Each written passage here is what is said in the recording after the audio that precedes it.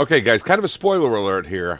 I just got done doing a flight from LaGuardia to Atlanta, Delta Flight 540 on an FSiPanel Profile, one that I did the day before on PMDG. I'm going to show you that original in its entirety.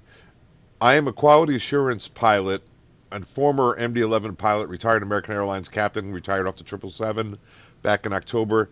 I'm doing quality assurance work and have been for the last 10 or 11 months with TFDi. Quite an honor, quite an eye-opening experience what these guys go through to get a high-fidelity product on the market like this. I was testing a new build for TFDi. It was going wonderfully. The other guys, the other quality assurance pilots were testing it as well. Didn't run into any problems. All of a sudden, I'm coming into DCA. Spoiler alert, DCA, it's we're going to end up today, even though we're going to LaGuardia to Atlanta.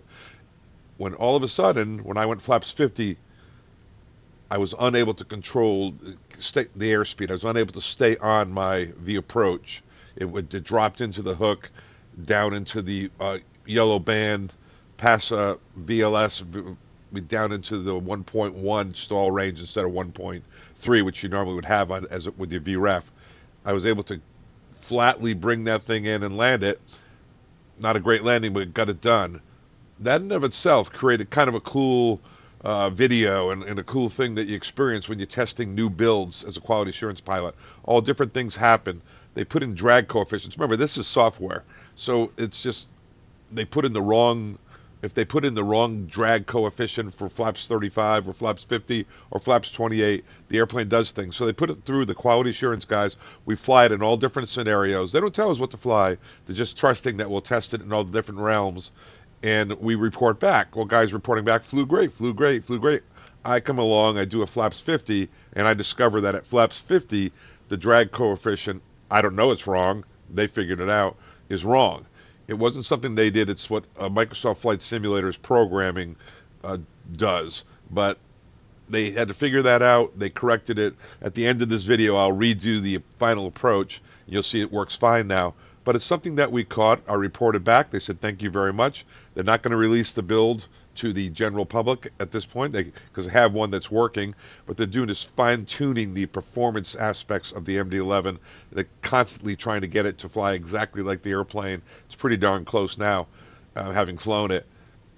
But we discover this, and you'll see it, and you'll go, wow, that's really cool that happened. Why would an airplane not perform on final? Maybe a cargo door is hanging there. There's something hanging off the airplane that's creating tremendous drag. I couldn't figure it out, but I hadn't have any choice but to continue on in. The funny part is, I was back well below VLS, or V approach. I was afraid to bring the flaps up to get less drag on the airplane because we might stall because I was too slow. But had I brought it up because of the software and the fact that the flaps 50 had 300 times the percentage of drag that it should have had, it probably would have accelerated and I would have come in nicely, but I had no way of knowing that. You don't bring flaps up when you're sitting there on the hook ready to stall. So anyway, it was really cool. Video came out great. I was real pleased with it. Ran into that issue though. Communicated with TFDi. They fixed it, and I flew it again. But I thought I wanted to show you that part. I have to get their permission to do it because it's in the testing phase at every stage that I do it, of the kind of things that happen during a development of an aircraft quality assurance. So if you're wondering why TFDi doesn't release a build as soon as they get it, they got to fully test each build because they don't want the general public finding out that at flaps 50 you have 300% the drag because of a software glitch. They want that to be taken care of, get as many of those things caught. The truth is, whenever you release a product, whether it's PMDG or TFDi or any of the top level add-on producers, there's going to be issues. It's software. It's a step forward, half step back, all the way. And I have learned that throughout the development process, the TFDi MD-11. Anyway, let's get started. Let's watch the video, but stay tuned at the end. I wrap it up, but then I'm going to come back and fly the river visual to runway 19 after the correction as well to prove to you how quickly they fixed it, which was just a few hours ago. Brilliant stuff. Stand by. Let's roll.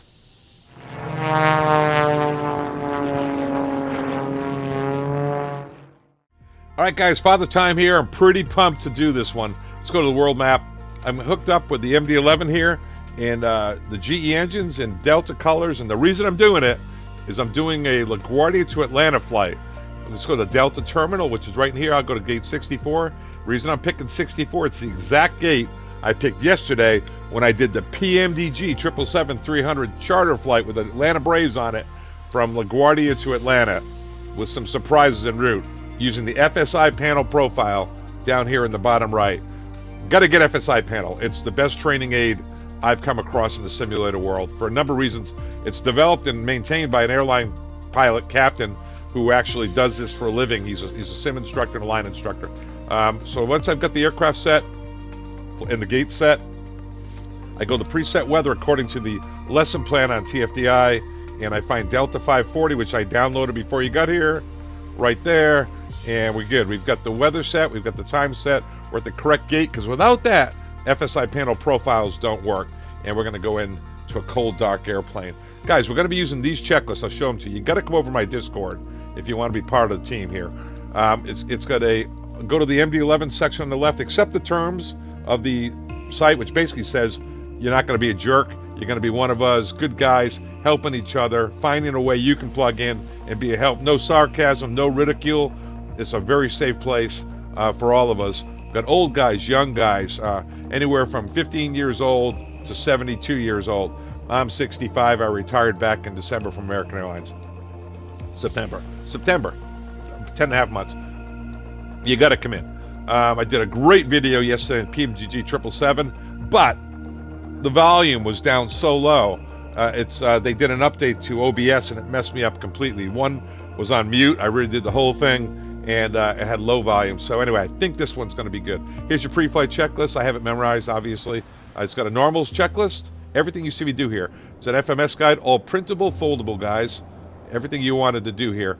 You go in, you print them out, staple them back to back, fold them, just like a real aircraft. FMS, it's got course inbound, outbound, all the basics, booting up, everything. It's got everything. So does TFDi. They're developing their own checklist. I helped them out with this. I gave them everything I had. And we've got, this is a welcome pack. It's got aircraft dimensions, turning radius, right side of the cockpit, you name it, back to table of contents, clickable, everything's there. Everything you need to get oriented on the orientation pack. Even got a little bit of an orientation narrative that you can blow up and read about the MD-11. Let's see, design training manual. It's got a training manual.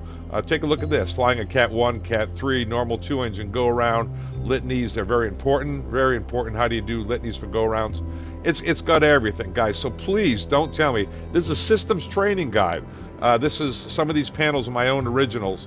Some of them are from other sources, which are footnoted and credited.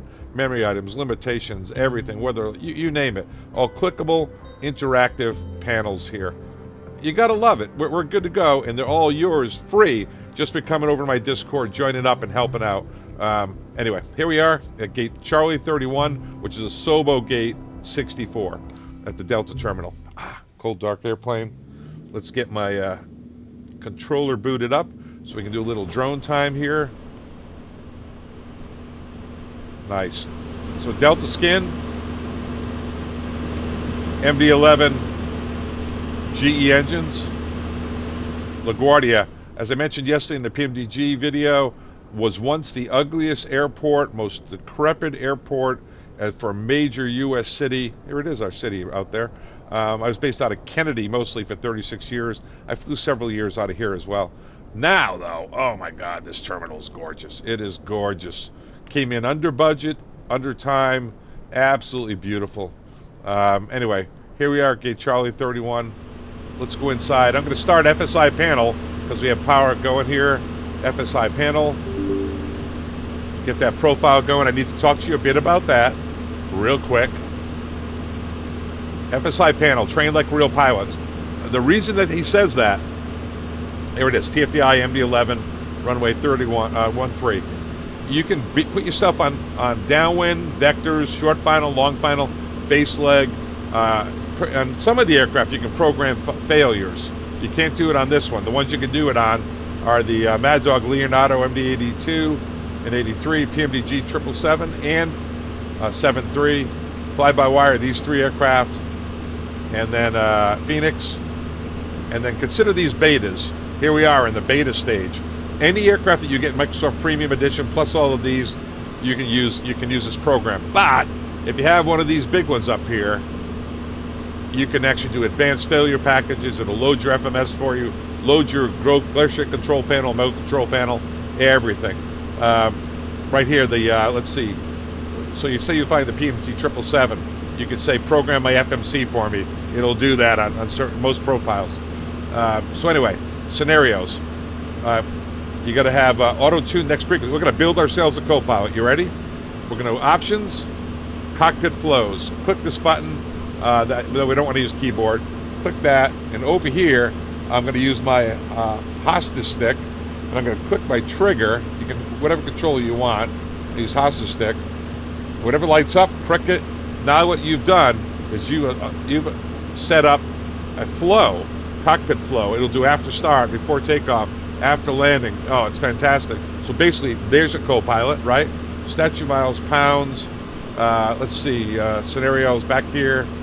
Push to talk, just like VATSIM. You come in here, select the button. I'm going to use my Boeing yoke. Boeing yoke, click what I want. I'm going to use my trigger key for COM. Whatever lights up, click it. Now you've got your push to talk. Say again button.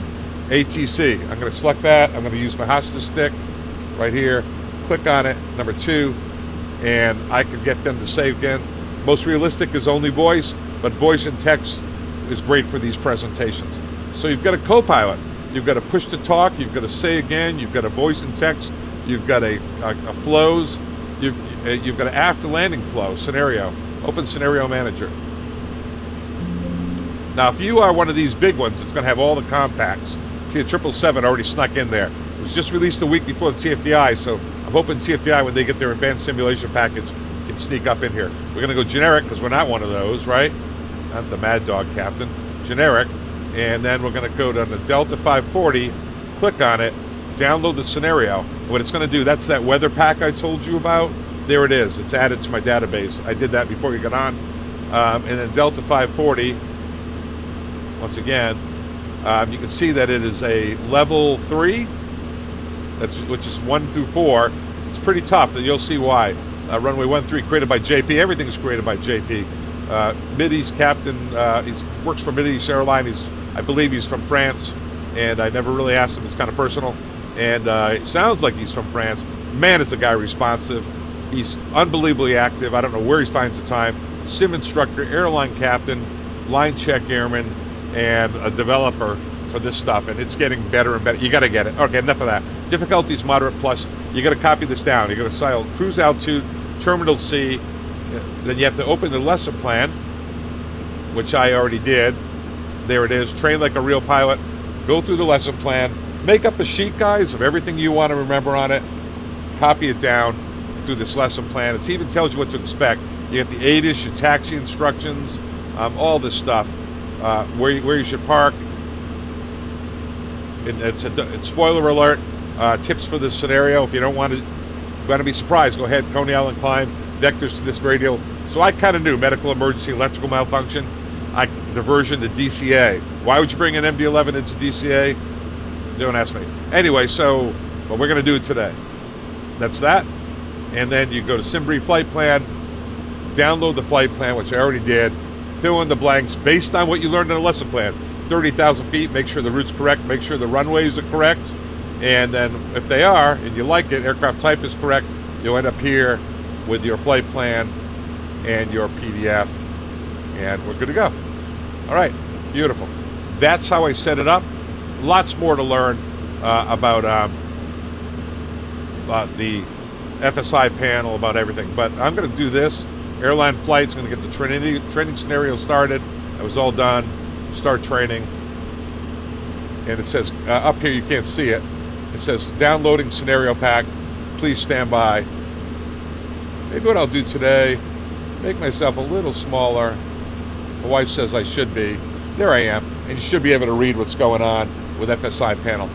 Delta 540 scenario starts now. Contact clearance delivery 35.2. ADIS available on 23.45. ADIS is always available on 23.45 on FSiPanel. So click to acknowledge. I click it. Let's go back inside. And cold dock airplane, let's get started. Okay, don't load the people till you get the box kind of loaded, guys. Let's go. Oh, making sure my presets are correct. Beautiful. Okay, we're good to go. It's going to be time stamped. Please feel free to bounce around. It'll be all time stamped for those of you that aren't new to the aircraft. If you're new to the aircraft, almost every one of my videos tells you, takes you soup to nuts. These are the circuit breakers. They're highly detailed. They will be interactive by the end of the year when they get the advanced simulation package. There's 3 halon fire extinguishers, 1, 2, and spin it all around. And the third one is over behind the captain's seat. Way over here. You almost saw it there, didn't you? There's 1, 2, and the last one's down there. You can kind of see it down there. Where are you, guy? I love this stuff, man. Love you, man. Love you, man. Right there. It's in the green. Everything's in the green. Then you come up. These are the spare pins. That's the flashlight. This is ELT. Why would you take the ELT with you? Just because emergency locator, transmitter. If you were abandoning ship over water, like Sully or in the ocean, God forbid, but mostly Sully, they knew where he was, right? No need to have the ELT. And this is the pressure breathing equipment. You use this to fight the fire. Make sure that the blue seal is on it. The red seal is not tampered with, and that's for fighting fires. Down here, you've got the second observer and first observer. So this is the first observer. It's the FB. The seat swivels, faces forward. This is the old DC-10 station. Oxygen mask, that's their transmission panel. That's their first aid. You make sure that the escape line is there and the window's closed. Over on this side, this young fella sitting behind the captain's shoulder, most uncomfortable seat would be for the second FO. So we call the FB food boy, FB, and this is film critic or relief captain. They would sit here if you were on a super long 16 or 17 hour flight like from JFK to New Delhi. That's their oxygen panel. They have a seat that folds down back here. Now you're familiar with the cockpit. What I recommend then is you come down the middle, and there's some safety items because you're going to bring the power on the aircraft. That's the radar is off, the fuel control switches are cut off, the start switches are in, throttles are idle, reverse levers are down. Overboost breakout bar. It's if you're overboosting you want to overboost the engines. Let's say you lost 2 engines on takeoff, heavyweight. Make sure that's pulled aft. You'd push forward. That's basically telling the airplane, oh my God, I need help here. And anything you got, if you could help me out, I sure would appreciate it, airplane. Spoiler levers down, parking brake. I'm going to set the parking brake. MD-11, you can, I'll show you how to do it, but you got to depress the brakes. See how I did that? So depress the brakes to release it, depress and set the brakes to hold it, release them, just press the brakes. That's it. There's a way to override that, make it more simple. I'll show you that on the EFB. Flap lever is up. This is the dial flap. First position goes to slats extend. Second goes to whatever's in dial flap for takeoff, anything 10 to 22. Third position is flaps 28. Fourth position is flaps 35. And fifth position is flaps 50. And then the gear handle is down. Go to the overhead panel. The wipers are off. The dump switch and the dump manifold. If you want to dump, you go here, press dump, manifold open, and it would start dumping. If you want to stop it in a hurry, press the dump switch. I think it's 5,600 pounds per minute. So in 10 minutes, you can dump 56,000 pounds. It will only dump down to whatever's in the max landing weight or whatever's in the box, which I'll show you later. Coming back up here, we still haven't put power on the aircraft, right? We're coming up here. Those are good. You see the available light? You see an available light on this airplane. That means that the volts and freaks have been checked, which is 400 freaks and 115 volts plus or minus, but we're going to turn on the battery first. Get that. And I'm going to turn on the external power. When I do, you'll see the CRT, 6 identical CRTs fade in. They usually take about a minute to fade in. The real airplane TFDi said, we're wasting your time. They just did it in about 5 seconds. But these are 6 identical and interchangeable CRTs and 3 identical MCDUs. Captain's MCDU for FMC, FO's MCDU for over there for FMC. This is the maintenance MCDU, which TFDi uses for pre-flight, basically VAT simming at IVAO. Come in here, you get departure clearance, oceanic. We're not going to get into that today. A little spastic there, huh? Once you get that done, I'm going to turn on the IRSs. When I do, you're going to get a cargo fire test. Just bring your eyes down real quick, check for 2 cargo fire tests, press the master warning, and you've got a good fire test over there. And the RUs have 10-minute line cycle. Let's go down to the box. Every pilot, once they get that IRS is on, they come right down here. MD-11 CF6-80s. I've had the wrong kind of airplane in there. Once I was on a 7.5 and I had 7.3 in there. Database, and I was in San Juan. It had flown from Kennedy. No, I shouldn't even tell you that. So anyway, make sure the database is correct. Today is July 30th, 2024. I retired September 6th of 2023, so I'm 10.5 months. It's going well. Thanks for asking. This is my retirement job. This and being my wife's driver, whatever she wants. So there we go. Flight plan init, IRS line. That's really all you have to do while you do the exterior pre-flight and the interior pre-flight. But we're going to go over to the box, sim-wise. We're going to come in here, and we're going to go through options. You got the 4 options up here, general, everything here. That's my thing. I don't have a Hoppy code in. It's free, but you just go to the Hoppy code login thing, grab one, pop it in there for VATSIM, or helps you with CPDLC and ACARS. Save it, put your SimBrief username in there. Systems, whatever you want. Tape displays, inhibitography, single. I'm using the crossbars, dual Q FMC. You could use the bat wings. American Airlines had the bat wings in the airplane, which I'd forgotten about. Someone reminded me about that. This is control wheel steering in the roll axis. LSAS is sort of like a control wheel steering in the PIX axis. I'll talk about that later. I wouldn't activate this. It makes it a little stiff to fly. Automatic anti-ice is disabled. I just leave it in the defaulted. You can have all the callouts that you want. See this altitude alert, Tom? Altitude alert on deviation, on capture deviation. I want on deviation only. I don't want mine to go as I'm approaching altitude. No, I just want it. That's how we had it in the aircraft. And voice and tone is fine. Save it. And then performance, don't touch any of this. Not even worth going into. State, we are cold dark. You can change it to ready to fly, whatever you want. Services.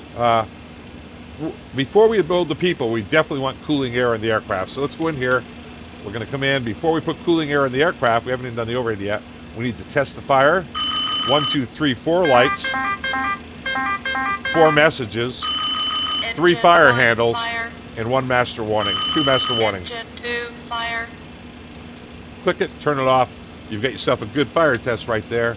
2 ways to start the APU. One's on the start switch on the APU panel. Don't do it. Use the one on the electrical panel, APU power. Start it. Stay away from it. It'll take a little while to start up, but it'll get there. And then when that happens, we'll get cooling air through the APU bleed, which we'll talk about. I want to get this airplane all comfortable before I start bringing people on board. Back to the EFB. And I'm going to set wheel chocks. I'm going to remove them and set the brakes. Remember, depress the pedals, set the brakes. There it is. If you don't, and you have GSX going, it'll yell at you. EFB. Sorry guys, I do have allergies. So I had a little trouble yesterday. Doing better today. And I had the volume way down yesterday, so I sounded like I was a mouth-breathing Neanderthal yesterday. Not that there's anything wrong. Please, for you mouth-breathing Neanderthals out there that I've offended, I'm very sorry. So we're going to go into dispatch, import the flight plan. We're going from Atlanta to, come on you, there we go. We're going from LaGuardia to Atlanta.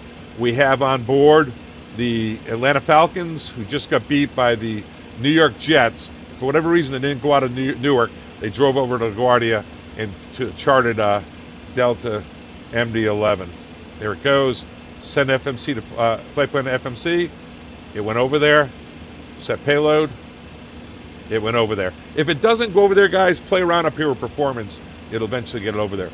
View arrival and departure charts. I've got my own thing, but I'll go ahead. Navigraph. All these codes change, so someone was worried someone was going to steal it, but it doesn't work that way. So I'm going to use my phone like the kids, my own kids taught me at the restaurant to do the menu. Man, was that an adjustment for my wife and I. So there, kids were called, what is that, Bar Taco? You know, that is not a place for a 65-year-old. So approve, allow, Everything is so technical. Kids just roll their eyes. My kids range, I have 6 of them.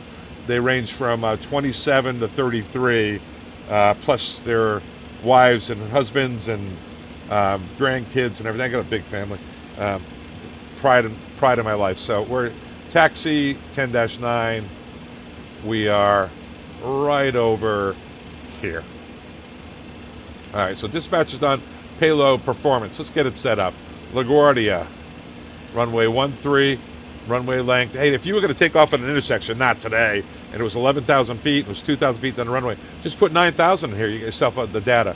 You can get weather information if you want, but today we're using the weather off the lesson plan. The winds are 170 at 10, and the temperature is 18 out there. This is live weather I have there. And then the altimeters, low pressure altimeter is a 2965. Doesn't want to go in there. That's fine. Takeoff weight, get the takeoff weight. That's correct. Anti-ice none. You could put the engine on if you wanted. If it was 10 degrees Celsius, 50 degrees Fahrenheit, invisible moisture. Specific flaps, flap 15.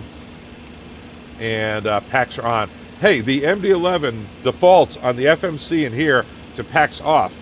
When you bring the power up, the packs go off. They bring you climb, you get it cleaned up, the packs come back on. I don't remember doing that, but evidently it did. Calculate. There's your numbers. 59 flex, 36, 41, 59 on a 7,000 foot runway. All right, with that on board, let's go to the overhead. We're gonna take off external. The minute that you start the APU, they'll be looking to take off external. We're about to do the overhead. I'm gonna put on the APU bleed, and what I'm gonna do is go to the system display control panel here. I'm gonna call up air. Is it comfortable to bring these people on? The cabin is at 18 Celsius. What is that, about 66 degrees? 67, 68, that's perfect. So yeah, they can go ahead and bring them on. That's the landing elevation at Atlanta over there, because that's in the box. We'll load the box, do the overhead in just a second. Let's get started here. This parking is too small for your aircraft. And request the boarding. Requested. Delta Airlines, bring them on, buddy. Here they come. Gotta love it. Okay. We got a lot to talk about. This is a complex profile, guys. So I'm going to go to the overhead. I'm going to start our columns. Remember I told you the pre-flight checklist follows this pattern with the blue. Down that up my website. Forward cargo door. There's always something here. Always something. I'm so busy. So services, state, options. Do you want to board crew? Yeah. Pilot's Everyone's boarding welcome. started. Forward cargo door. Looks like they've got everything they need. It's already open. All good. So whatever, they jumped the gun. They didn't need me as bad as they thought they did. So I'm going to do my 4 columns here, including this one. I've got the RUs still lining with 10 minutes. Push this button here on the voice recorder. Crew boarding started. It goes into the green band. That's a good test. If you said something you regret from now or in flight, press the erase the last 30 seconds or so. And these are generator fault, reset lights are on, all lights are out. Galley buses, sometimes you get a trip when you only have one power, just first bring the power on. You can reset the galley, get the coffee brewing. FADEC, which is like EEC for engine control, controls the EPRs, N1s based on the environment, stage of flight. The lights are out. Engine ignition, override brings on both A and B ignition. Otherwise, we usually go captain's flying, FO's flying, or odd flight, even flight. You know, but right now we're turning both off. We'll put those on for start. These are the engine fire handles. If you want them to work, you pull down, and you want to fire a bottle, twist it one way. 1 minute later, twist it the other way. But right now they're up and guarded. Hydraulic pressure test.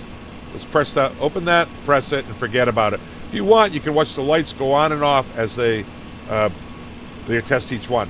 If you for pushback, we'll need to turn on the aux pump. You can turn it on there, but most people turn it on down here. Crew's boarded. Bring on the beach. Boarding started. All right, so we're going to turn on the emergency power. I'm going to come across. Everything else is good.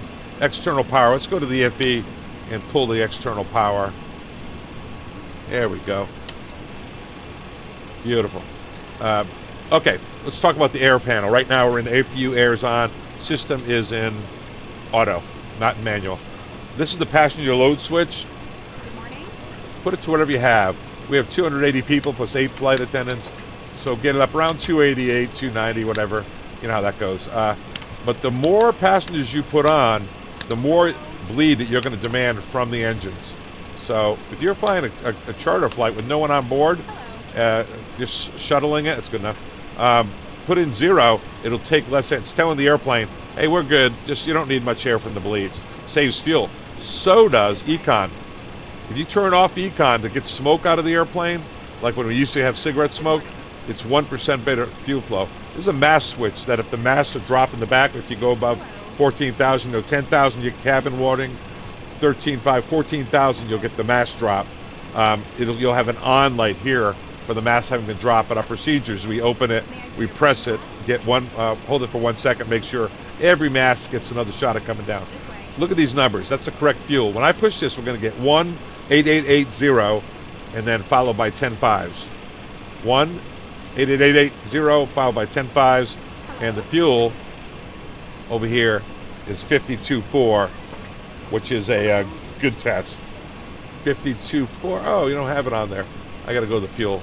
That's good. It gives me a chance to talk about the fuel. And this will be 52.4. All right, fueling the airplane. They fill up the 1, 2, and 3 tanks, the left main, right main, and the center main evenly. Once the left main and the right main are full, center tank's bigger. You can see it depicted there. They fill up the center, then the upper rocks, lower rocks, tail tank. The tail tank is filled last, and it's also got another function. The function of the tail tank is not only to take on a little extra fuel for long hauls, but to cycle the fuel back and forth if the temperature of the fuel gets within 3 degrees of freezing, 3 degrees Celsius of freezing. Because you do long flights over the North Pole at 37,000 feet, it's cold soaked, your fuel gets pretty cold, ice crystals can form, and you can get a sputtering in the engines. Not good. So it starts cycling the fuels if you get anywhere near close. Other than that, it just cycles fuel back and forth to keep it optimum CG for cruise. At 19,750 feet, it starts transferring all the trim tank forward. TFDi has to do it before top of descent so that you guys don't worry about it. But see how that says 50.1. If I go to the overhead and test it, come back down here, it's now 52.4. And but if you had an ER version, which say only made 5 of them, gave you an extra few hundred miles of range, that'd say 63. Reminder you're an ER. If you bought the package, you could get the ER version over here under options and extended range enabled. I'm not sure everyone gets that. I think it's only if you bought a certain package. We haven't even done the FMC. We have so much work to do. Back to the overhead. You can tell I get excited about the stuff. So dump switch, open the dump switch, open the dump manifold, 5,600 pounds per minute. Think about that, 10 minutes, 56,000 pounds. If you're carrying 200,000 pounds, it's not that much in 10 minutes. Let's turn on the lights all the way up. 1, 2, that's center. 3, I turn them all the way up to start off. 3, 4, the middle and the outside. And then if you go to the glare shield control panel, up here, which is the whole thing, that's flight control panel, EIS's, whole thing's glare shield control panel. There's one here, and there's one other thing I want to show you here. It's on the throttle quadrant. You go way down, make yourself real small. These are the 6 CRT lighting. I start off with them all the way up, especially when I'm making a video. Sometimes it's hard to see. So that's the captain's PFD, captain's nav. This is the EAD engine alert display, system display panel, FO's nav display, FO CRT. See these lights on the system display control panel? If a light's on, you've got yourself a write-up on that particular item. So which one? Press on engine. Engine ignition. What else you got for me? Miscellaneous, emergency lights, disarm, door open. Okay, that's it. System display control panel. Now you know. Okay, so lights are on. Dome lights, you can turn that on. Thunderstorm lights, if you turn that on, it turns every light to bright. The reason you would do that is if you're going through near a thunderstorm, you want everything up to bright. Otherwise, it stays in off. Emergency lights, there's 3 positions. On, you don't want that on. Off, and then on, off, and arm. Hello. Arm's in the middle, right there. You can test it if you want. No smoking sign is on. Boarding is complete. We're pushing back in 5 minutes. I'll turn the seatbelt sign on, make a PA to the people. Welcome aboard, ladies and gentlemen. It's Captain Richard. We'll be underway here shortly.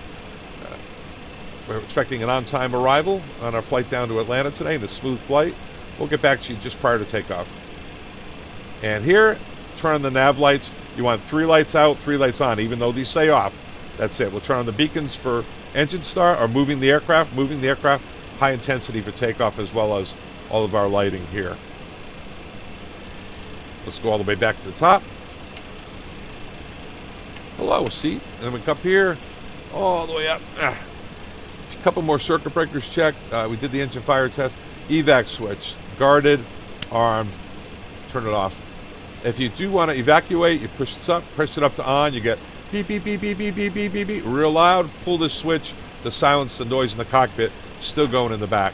GPWS, flap override switch.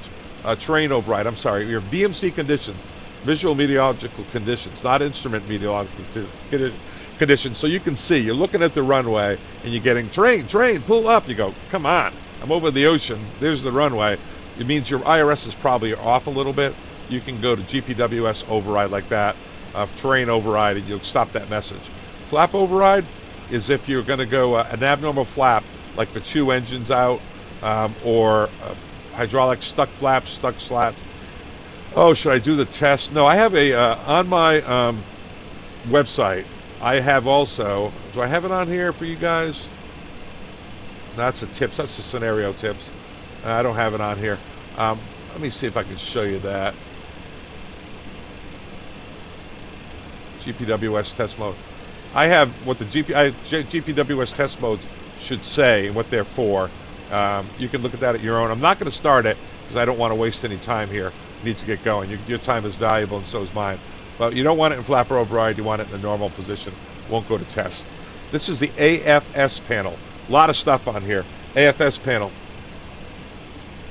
Come on, Jeff. Let's get up there. You got the auto flight system panel. Yaw dampers. Dutch roll is side to side like that. This dampens your side-to-side motion on these transport category aircrafts.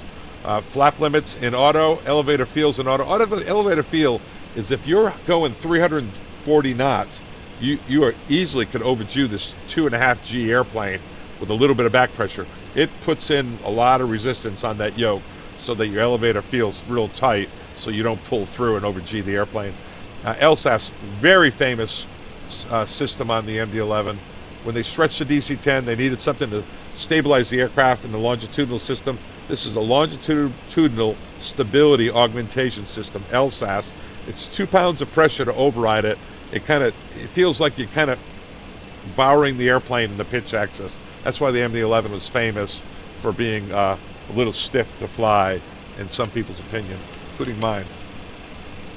I love this airplane. Guys, this airplane is a half a generation before the 777.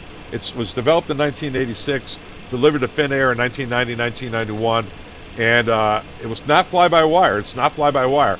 Highly sophisticated, all the avionics, everything, highly sophisticated. And then along came the 777 with 2 engines, and the A330 with 2 engines, and the A340 by Airbus, and the MD-11 kind of went by the wayside. Especially the A340. MD-11 found its place over on the cargo side. It still flies today with FedEx, UPS, Lufthansa. This is a manual cargo system, fire pressurization system. Make sure it's in auto, and you're required to check the system in full outflow valve, full open. That's it. That's our cabin altitude. That's our landing altitude. All right, full open. Oh, we're almost done. Engine anti-ice, you turn that on after engine start. If it's 10 degrees Celsius, 50 degrees Fahrenheit, visible moisture, the runways or taxiways have snow or ice on them. Otherwise, leave them off. But each one, as you start number 3, you turn it on, because you don't want to have those things ice up and foreign object damage, FOD each other. Wing anti-ice tail, you put on if you get icing in the air. We usually take a look at our window here. If you see icing on here or the windshield wipers, we go ahead and throw that on. Windshield anti-ice, we keep that on in the MD-11. And the defog we leave on. Don't push that. That's off. leave that on until engine shutdown. So right about now, till engine shutdown. Annunciator bright dim switch is right there. Test right here. See this? This is the hardest thing to program for the developers. Every light bulb is checked. Each little push button switch has 4 little light bulbs in it. Sometimes you'll see a partial burnout, like in the upper left. It'll be a little faded on like that switch. You call maintenance. Fuel use, reset that. Cargo door test, go ahead and knock stuff out. You can see the hydraulic pressure tests. Did it pass? You got to go to the EAD right here and see if you have any kind of a hydraulic pressure message, which you don't. Go to status.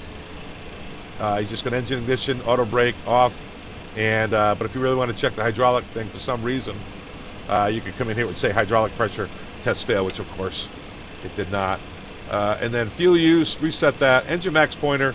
Before you do that, you really need to come down here and make sure that there were no exceedances, no red boxes anywhere. And if that's the case, you can come up here and set max pointer reset. Wipers are off. This is a dissing switch. Think of this as a Sully switch. Closes the outflow valve, overboard exhaust valve, plugs the holes on the airplane, so you get yourself a tight little boat if you land in a river, God forbid, or the ocean.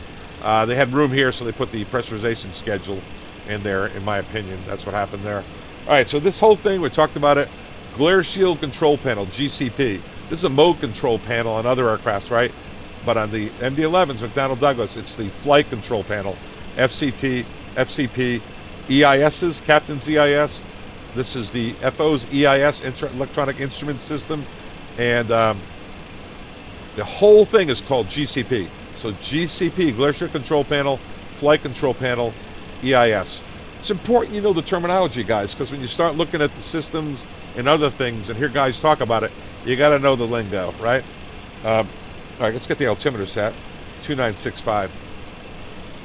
Across here in the Captain's EIS, I'm a big traffic guy. I like to have data displayed in airport. That's what I like. His map mode, we'll leave it there. But if you go to a VOR mode, you can get an old-fashioned display there. We'll talk about that later because we're going to do some intercepts. These VOR1, VOR2, if you go down to the nav display, right now it says LaGuardia. Let's say you had something else in there and you wanted to display that. You would display, you go VOR1, whatever's on VOR1, and there it is. That's LaGuardia displayed. But we don't need to do that right now. Talk more about that in a little while because it's kind of cool. We haven't even done the box yet.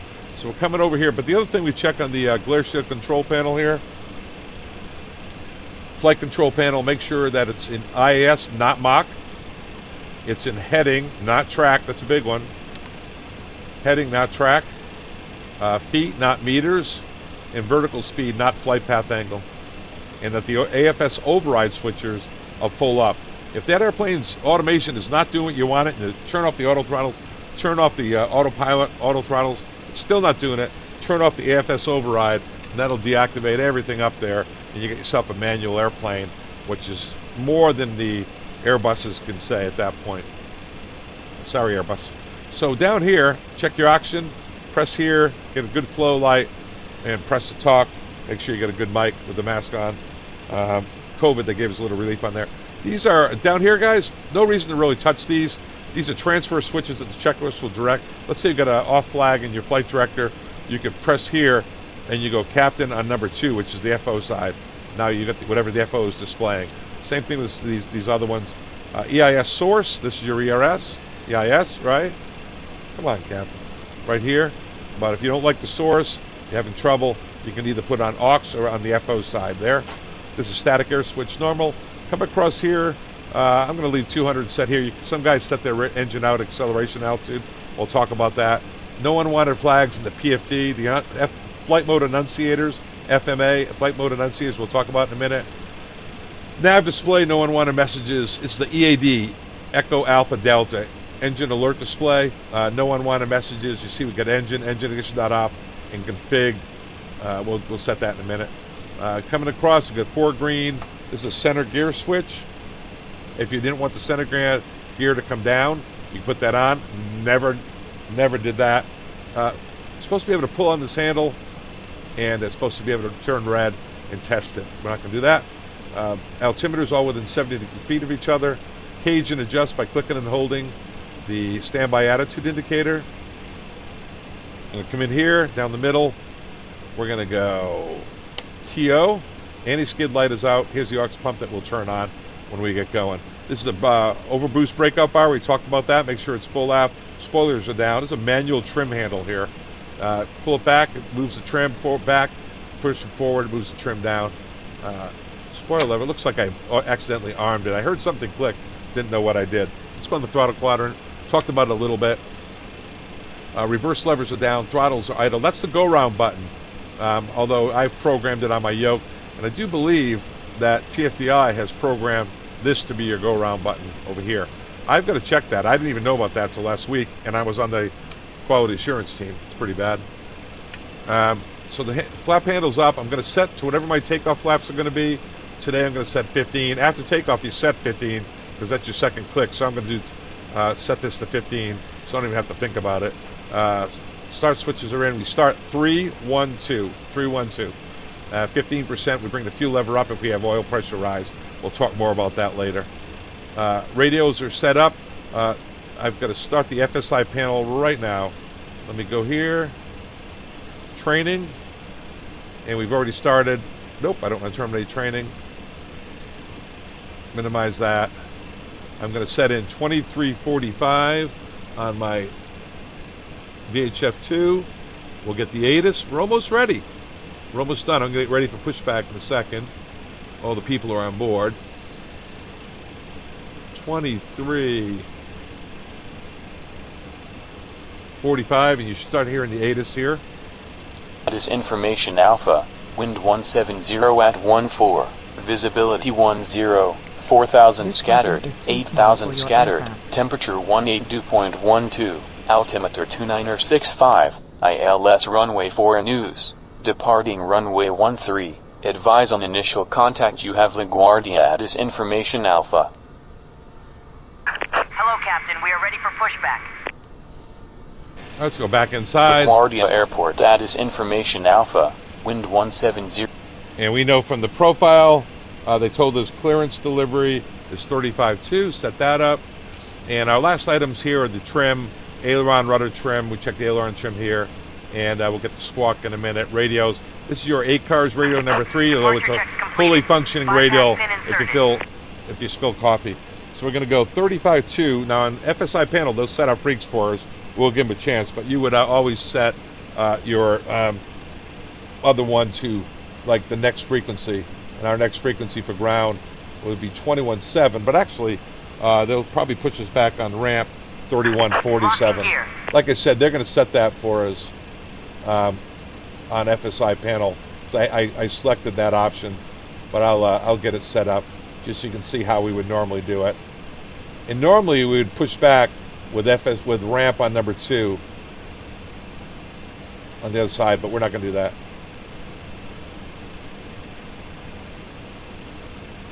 And we'll let them set that for us since I'm doing such a bad job. All right, let's go in here. Let's take a look outside. Let's fly our little drone around.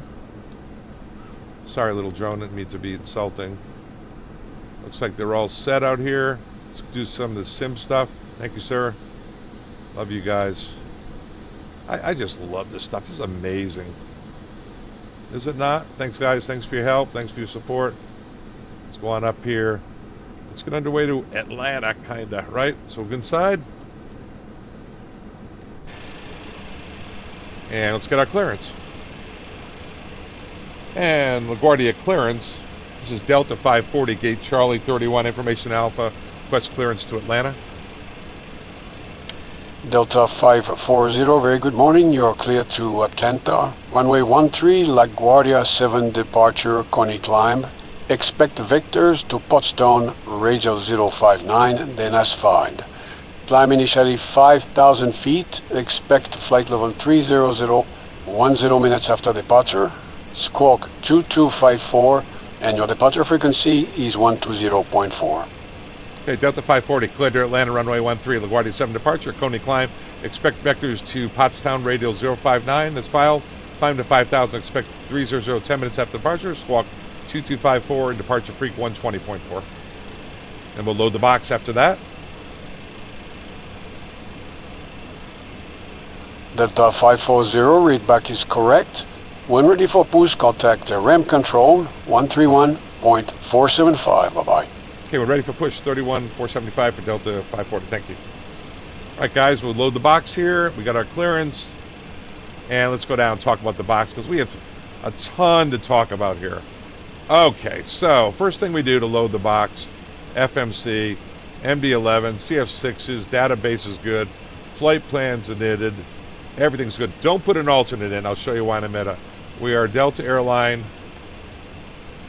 540. Remember, it loaded everything but the SID and the star, but there's something else that's going to come up here that I need to talk about with you. We got a minus 52 temperature, and our winds, according to this, are a total wind of minus 10, minus 10, minus 10, and lastly, the cost index on here is 20. It's going to take a little while to go through this, guys. So 20, Captain Marvel, 20. All right, don't put the alternate fuel in. Go to the next page, which is this. Put the fuel in over here. Taxi fuel is 2,000 according to flight plan. I'm going to put in the alternate fuel. If you selected an alternate, it's not going to let you put a fuel in there. And the reason I do this way, take a look at the alternate route. It's based on historical data. The route to the alternate is not direct, which the box is going to compute direct. That's the route that they're planning on the alternate. It can be 3,000 pounds, 4,000 pounds different. So alternate fuel to HSV is 10.2. So go to the box, and I put in 10.2. If I had put an alternate in of HSV, it wouldn't allow me to do that. Route reserve is 5%. Zero fuel weight on here is 372.9. 372.9. I know this was a long explanation, and then load the weights up. The zero fuel weight CG, takeoff CG, they look very reasonable. Go to the flight plan. LaGuardia, runway 13. Wait, you see all we have to do here. 13, and that's it. It's going to be the Coney climb, which we're going to have to build. That's it. Lana, we got a lot of work to do on that. And then I'm going to go all the way to the bottom. And at Flask, you can see Ozzy. They said 26 right. Not real important, right? Because I don't think we're going to get there. 26 right. Don't worry about the transition. And the Ozzy, I always put the runway in first, by the way, of course, so that it gives you the correct stars. Ozzy from Flask, transition, insert it. And then at that point, we go through everything, make sure the database is correct. We make sure the flight plan and it was correct. We're not going to change anything on the dump page or the refueling page. We go through the flight plan. We check our route against while one guy holds the flight plan over here, the other guy reads the route off the box. And we make sure that everything is correct. The legs and the route is the legs. That's the route, right? Legs and route. Down here. And then we don't put winds in on this thing that it's not modeled yet. We can go to the we just got our clearance. Let me go to the takeoff page while I'm thinking about it. Flex they said was 59. Packs are on. It defaults to off. That is actually correct on the MD-11. Very strange. And then I'll put in zero slope, zero wind. Outside air temperature is 18 Celsius. This one has a European type climb. I'm going to put in 1500 acceleration, 1521. And this next part I'm going to go over with you. And these numbers are correct according to here. And at that point, I come up and make sure they're all highlighted in pink. And how did I know any of those numbers? Because we did them over here on the perf page, right? So we're all good there. All right. Let's go over how we're going to go do this flight. This is the important part. And this is what makes it really complicated on departure. It's not easy, trust me. So here we are, 10-9. We'll talk about taxi first. I can tell I did this yesterday, right? Here we are at gate 64, Charlie 31. Pushback nose to the right, taxi Alpha. And I know from the lesson plan, we're going to hold short at Echo. So there's Golf, Fox, Echo, hold short of runway 422. And then the third taxiway on the right is Charlie, Charlie. That'll be our instructions. I know that because I did it yesterday. Now, LaGuardia 7 departure. Here's LaGuardia 7 departure, 250 until 11. So we got to maintain 250 till 11. Let's go 250 until 11. That's because we're going up over Lana. Bad typing there.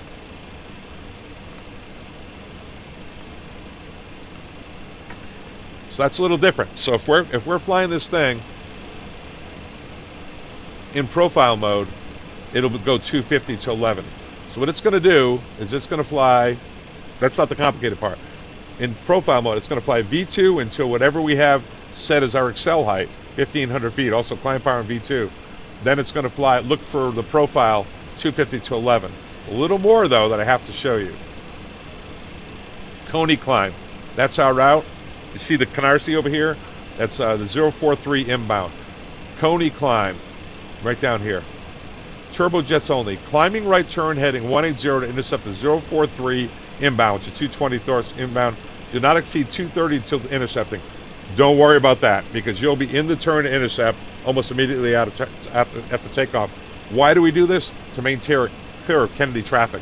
We'll talk more about it, but we got Newark, we got Kennedy, we got Baltimore, Washington, Philadelphia, Atlantic City, Teterboro. So it's complicated getting in and out of here. That's why the departures tend to be kind of complicated. So after takeoff, right to 180 to intercept the 223 course, 043 course inbound according to the Coney climb here. How do we set up the box? Let's go to the box. We're going to go to flight plan. We're going to go to Canarsie, and I'm just going to set a random point out there to put a slash on this plane. Slash 043. I'm just drawing a picture, guys. That's all I'm doing because we're not going to use this. 043 at 8, like that. Then I'm going to go, after that, I'm going to go direct to Canarsie. That should say 223 course. It should be a 223 course inbound into Canarsie.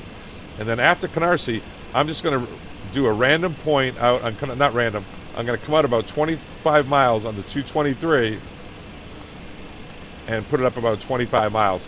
We'll probably turn before that. I have to put a slash in there. I've been flying the 777. I retired off the 777 for you guys that don't know, back 10.5 months ago, but I forgot most of it. So there we go. So that's the radio. If you take a look now at the sheet here, 180 heading to intercept this course inbound and the 223 outbound. 230 knots to intercepting. Intercept above 1,500, will be well above that, and climbing to 5,000. Haven't set up the glacier control panel yet. Then after that, we're not going to Lana. They're saying we're going to go to Pottstown. So I'm going to get rid of Lana. And we're going to the Pottstown PTW. And they said to expect the 059 course inbound, radial inbound. So 059, we'll put that out around 40 miles. Just because that should get us out there. There it is. Next page. And bring it up here. Wrong airplane. Pottstown 059 and inbound. That's it. So it should be all set up. The way we're going to go there is we're going to take off, turn right to 180 heading. I'm going to get the autopilot on. I'm going to go to the box. I'm going to go to flight plan. And I'm going to go direct Canarsie like this. And I'm going to put in 223 intercept course up here. Execute it and nav it. So we're going to take off in profile, not nav. We're going to get the glacier control panel set up here, the flight control panel. 250. You could put 230 in here. Don't bother. So on the heading, remember we're going to turn right. Have to take off a right-hand turn, heading. Oh, that was the. I spent that. Oh, in this window, you always put in clean min maneuver or 250, whatever's higher. We're going to put in on heading There we go. 180.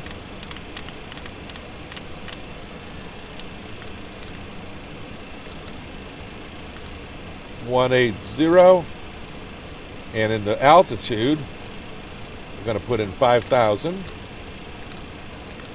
and we'll review that again on taxi out. This airplane is a lot of pushing and pulling. Remember, push to hold what you got, push to hold what you got, pull to hold what's in the window.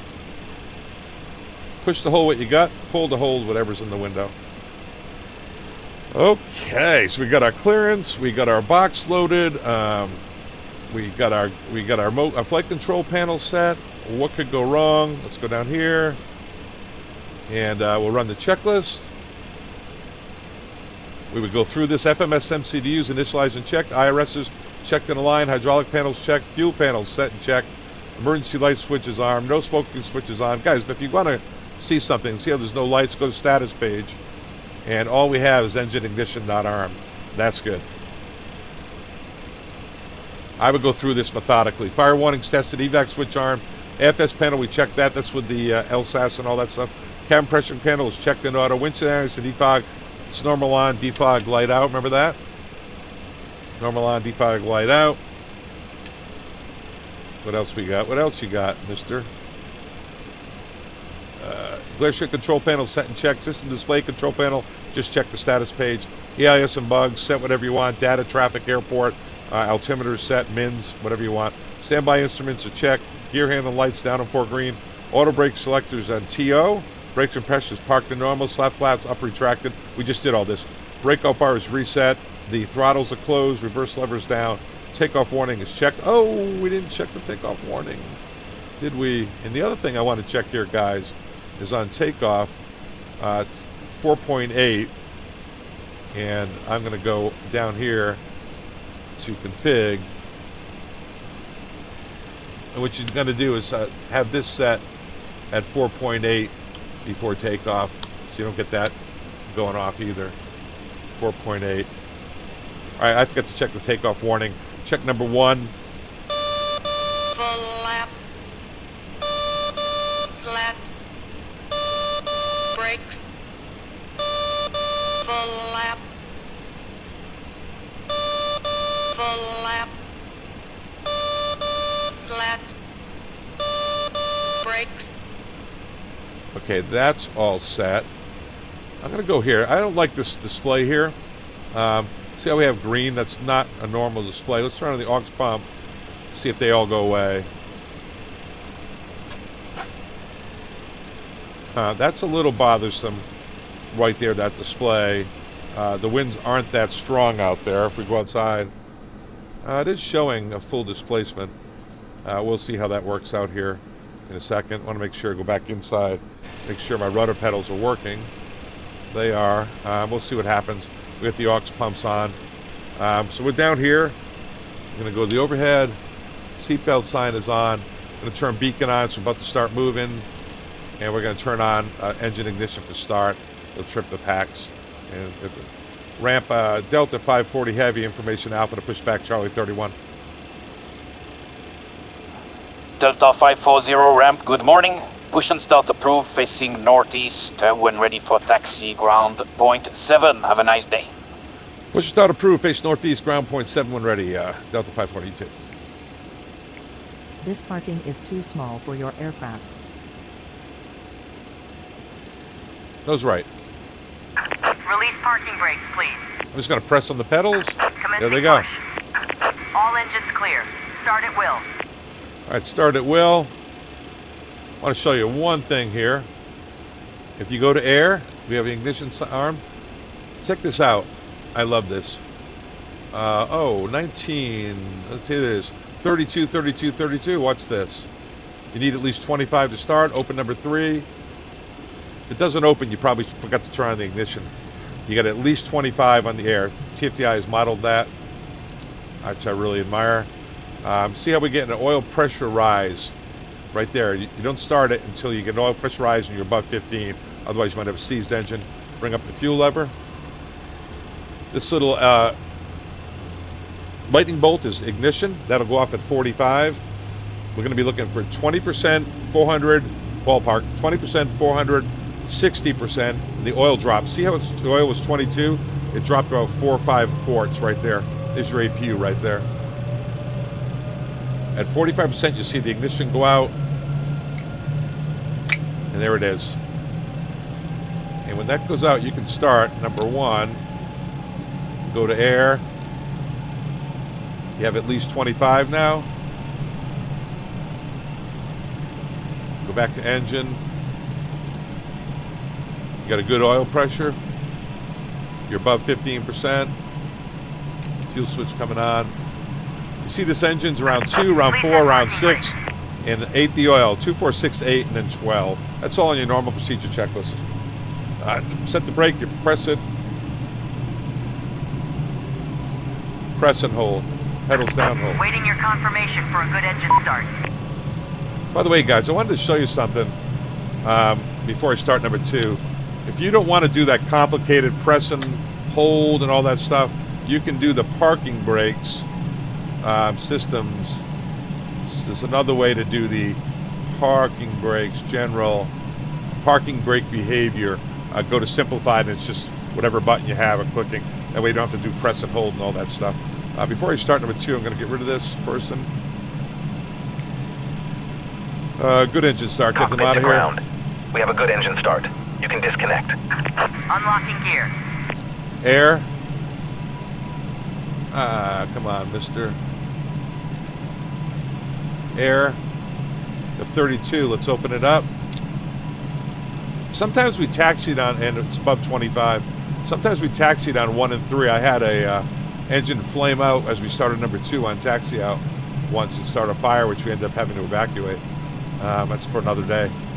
All right, so we got good oil pressure rise. See that right there? We're above 15. Bring up the fuel lever. So we're going to do a 180 heading. Once we get established in the 180 heading, we'll direct the 223. We'll fly it around a nav. Left is clear. Right is clear. We'll get 45%. The start valve will close. Is 45. Start valve closed, and the captain says we got 3 good normals. We're looking for all 2s, all 4s, all 6s, all the oil gulps. Note what the oil is, because you're going to look at burn, and all good around 1200 or so on the fuel flow when they stabilize. Flaps 15. It's the second slot. There they are out there. Fast. Give them a little flash of the nose light.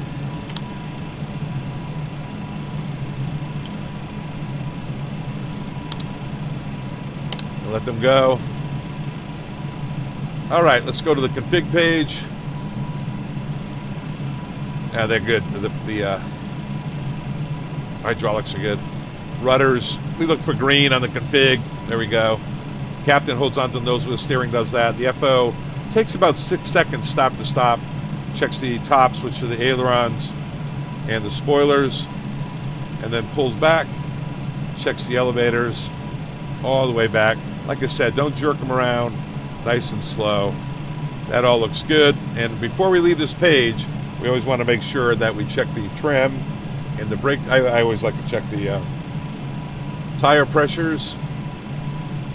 I think it's 210 on the mains, 176 on the nose and center. And we check that fuel snap trim should be 4.8, and it's 4.9, 4.8. Looks good. And flaps are good. We got to arm the spoilers. Somehow they came back a little. See that? Let me arm them. Sometimes I get overzealous and click things. Spoilers are armed. Everything is good. If we release the brakes, you'll see that we have a green box. That means we got everything for takeoff. All right. And then I'll say I have a salute. Clear left, clear right. And we go to ground. Ground, Delta 540 heavy off gate, Charlie 31, taxi with Alpha.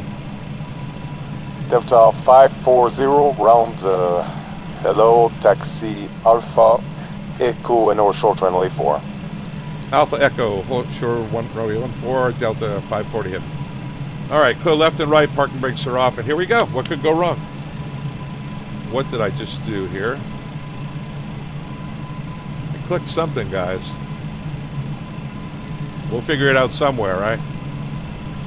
You can see 158 is the first target. It'll fly that up to 1,500 feet, and then we'll get profile. We'll be armed.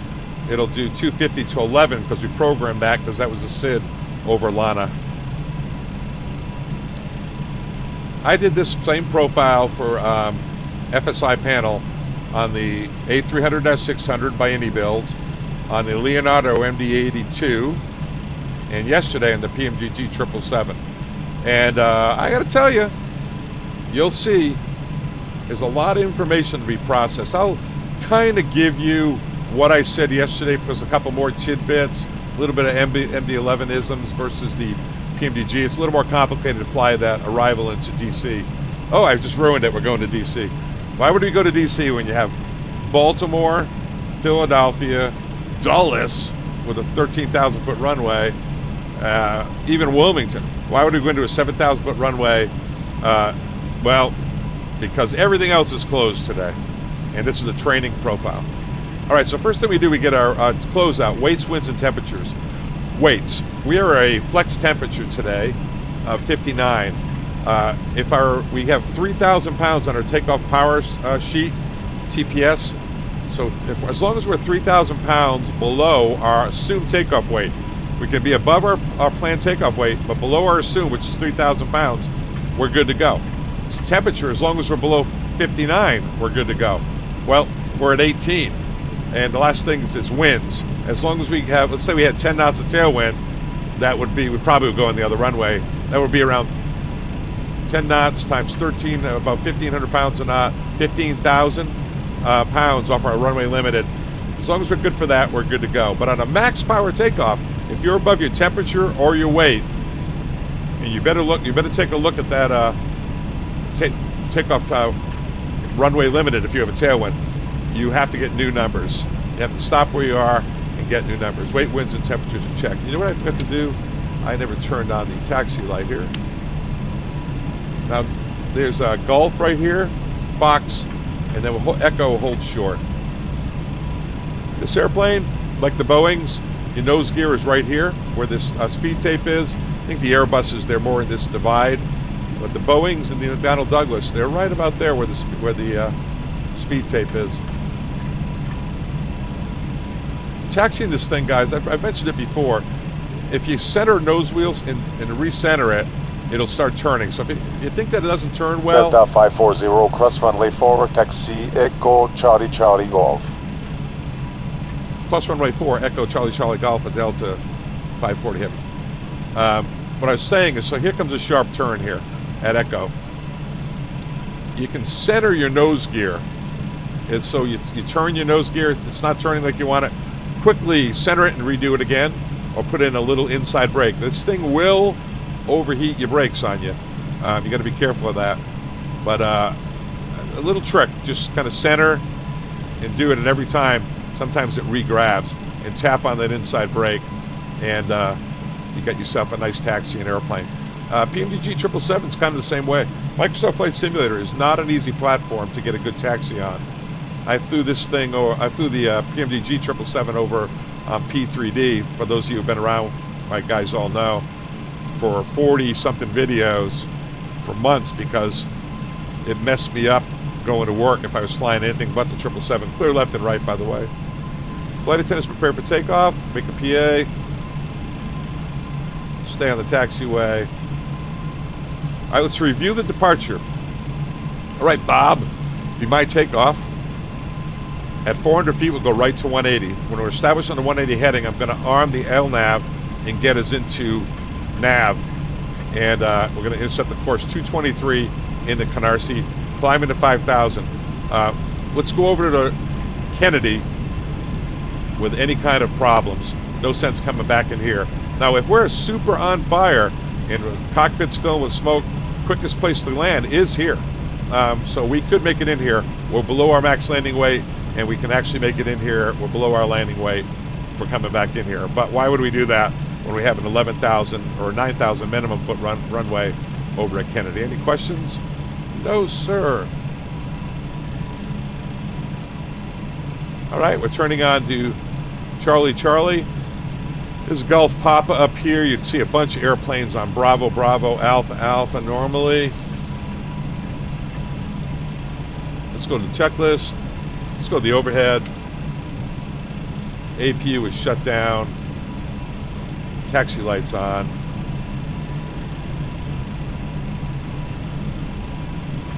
Aux hydraulic pump should be off. I don't think I ever checked that off. Yeah, that's off.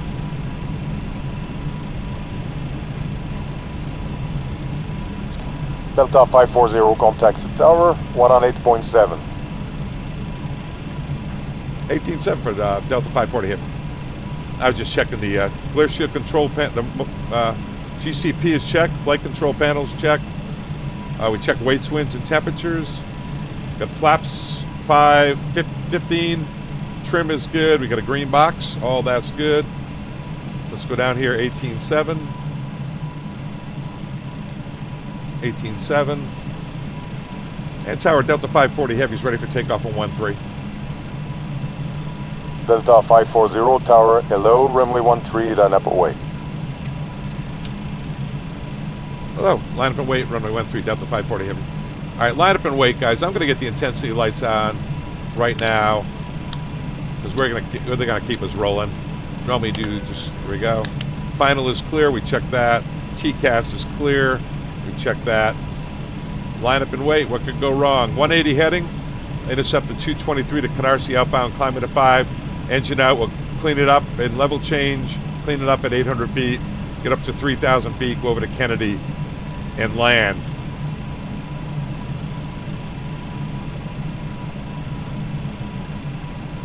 And we check runway heading checks when we roll out.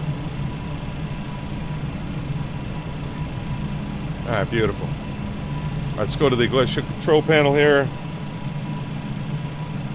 We're going to arm profile. We're not going to arm nav. We're going to arm auto flight.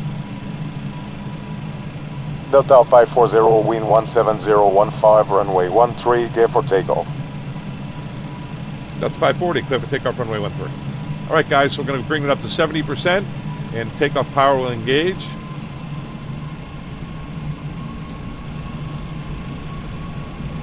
And it's 55, coming up evenly. There's 70, see if it goes in. There it goes. Takeoff thrust is set, you know, because that box disappeared.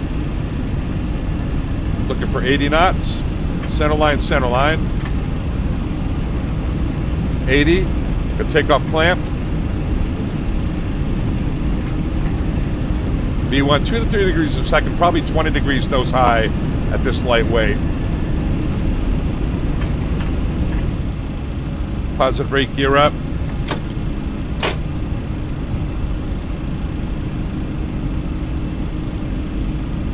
And I'm going to get the autopilot on. 180 heading. I'm going to go to the box when we roll out on 180.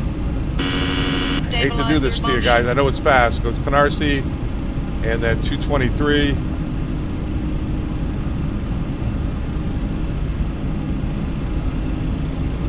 There's a 180 heading.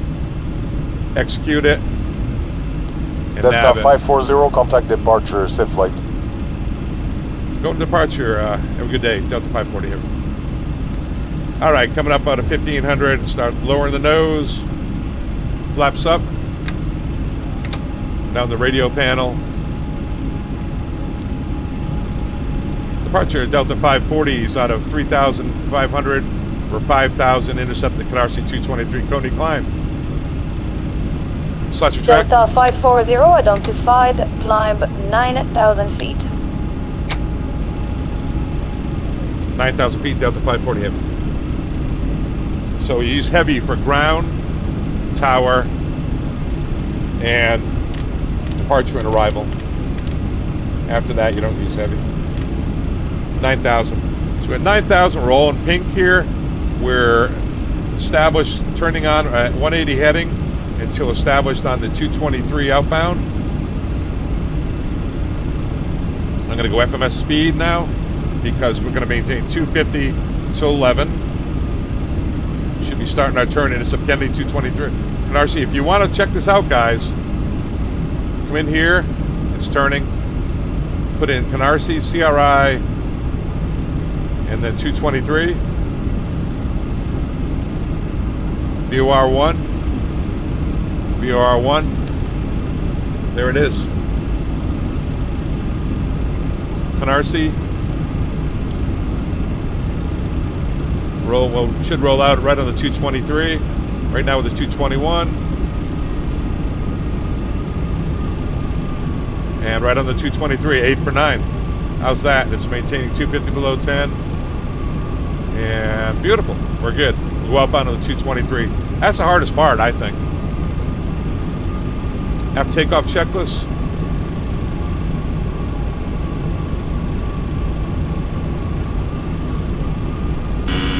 Stabilizer motion. Have takeoff is spoilers, gear, flaps, auto brakes, slats, flaps, and EAD. We did all that. Clean airplane. 9,000. Altitude. We're level. It's not uncommon to be held down here, guys. It's very common. Out of Newark sometimes, you'll be held down around 6,000 for 40 miles. All the historical data for the fuel burn on your flight plan includes that. I do notice that we're right at 9,000. We have 2965 altimeter. But if you take a look, if you do the exterior view, it says 92 because it's 2992 there. That's interesting. Isn't that beautiful?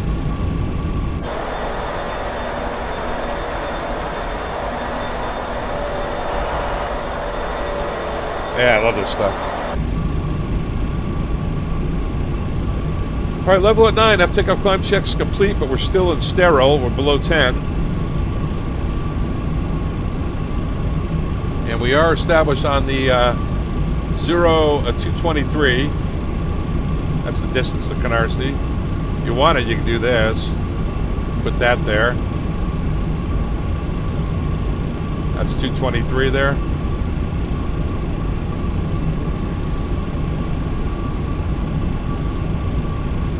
You said 043 there. Canarsie. Then when you want to get rid of that, you're satisfied with that, just go clear. And it goes back to auto tune whenever it wants. If by procedure now it is tuning Canarsie. Anyway, I wanted to show you all that. Good stuff.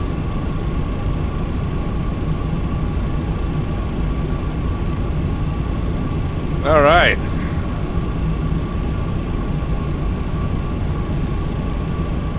Delta 540, turn right heading 300 and contact the New York Center 127.6. I see you. Right heading 300, 127.6 for Delta 540. See you later.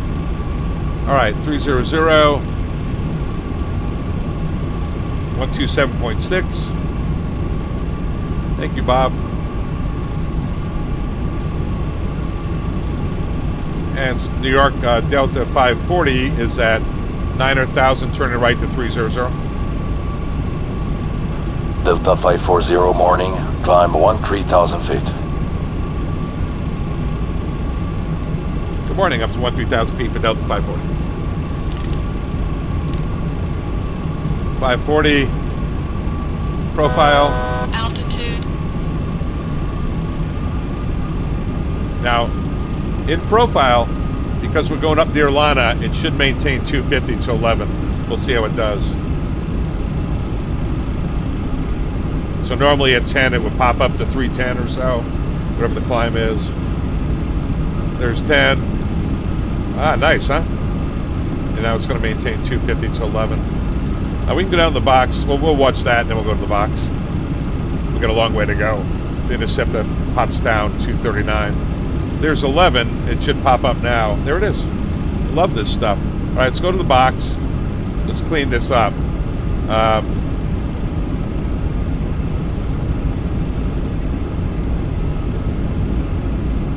There's Pottstown. I'm going to go direct. Pottstown. Remember they said the 239. And we'll just set that up right there now, so it looks nicey nice.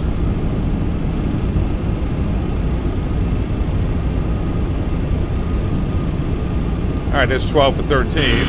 Stabilizer motion. I'm going to clean this up a little here.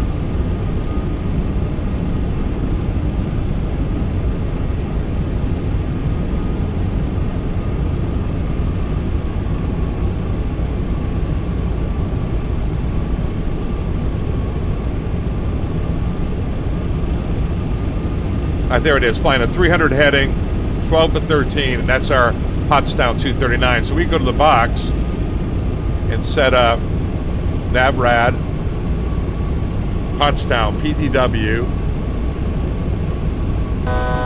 Altitude. 239.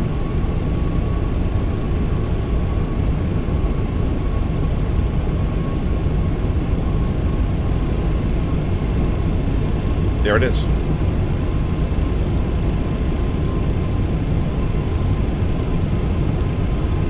All right.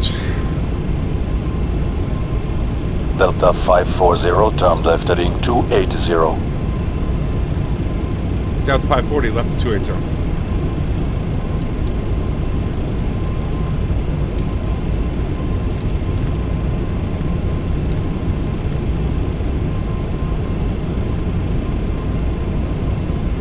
That's what I asked for. That's what I got. So this we think of this, and we bid for certain trips each month, and we always say this is what you asked for, but make sure what you got is always on the FMA. So we're in heading, holding at 13, and 307. All looks good. And I can go back to profile here. Profile heading. If it's in white, that's what's flying what's on here. If it's in pink, it's flying what's in the box. So right now it's heading, it's flying pitch, according what's in the box, it's flying thrust, speed, what's in the box, FMS speed, but heading, it's not flying in the box, which would be nav, it's flying heading.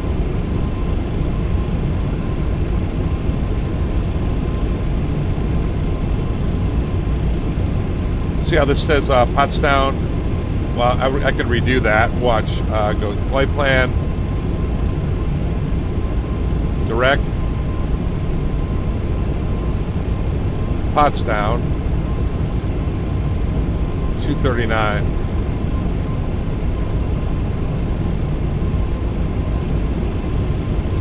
There it is.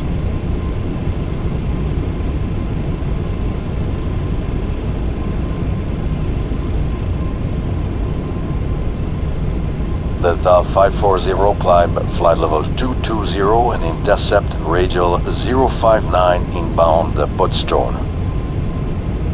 Climb maintain flight level 220, intercept 059 radial inbound up Potsdam, Delta 540. All right, flight level 220. Altitude.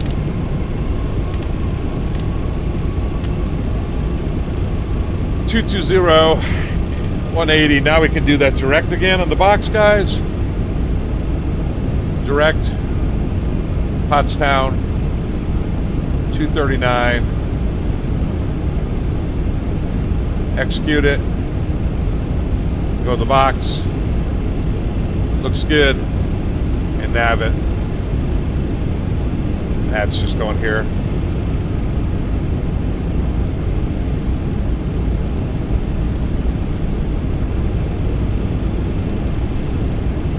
Did a little bit of turn here, that's fine. What you don't want to hear is, hey Delta, where are you going? Starting to turn.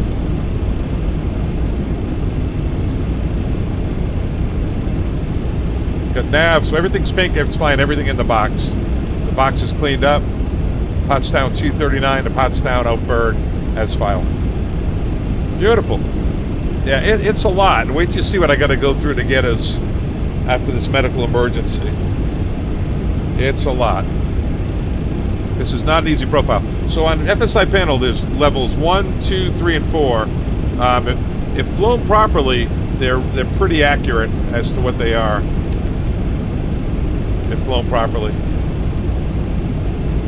Sometimes if you make a mistake, it can be a little simpler, or not have to go around, not go around when you should. So it's a level 3 because JP knows he's gonna have to go around, but you don't. You see the runway, you land. Well, there goes your go around and all the coordination that takes place after that. All right, here comes altimeters out of 18. 2992, 2992, 2992 to the overhead. Autopilot. Autopilot. Captain Fat Fingers. Sorry about that, guys. Lights are out. Autopilot's engaged. Climbing up to 22. Always a good time here to check, is this what you want to do perf-wise? Yep, that looks good. Climb. 0.75 at cruise, that's fine. Delta 540, climb flight level 300, 300. Flight level 300, Delta 540. Flight level 300, Delta 540. 300.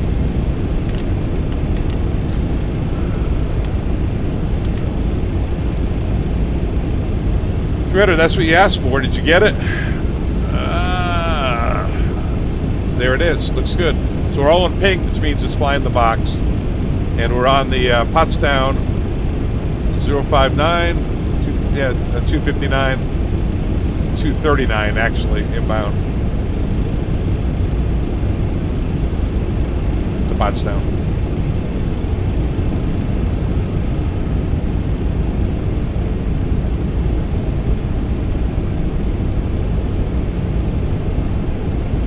There it is, 239. In case you doubted me. 239 at 24 miles. That was on the fixed page. Okay. Here we go. That LaGuardia, I've flown in there with American in the Super 80, the 7.3, and the 7.5. However, there were times way back in the day, some DC-10s went in there. They could bigger airplane in there if you wanted. This thing definitely could get in and out at the right weights. So we've got this Delta charter bringing back the Atlanta Falcons, having got beat by the New York Jets on a charter flight, Delta colors. Let's take a look outside.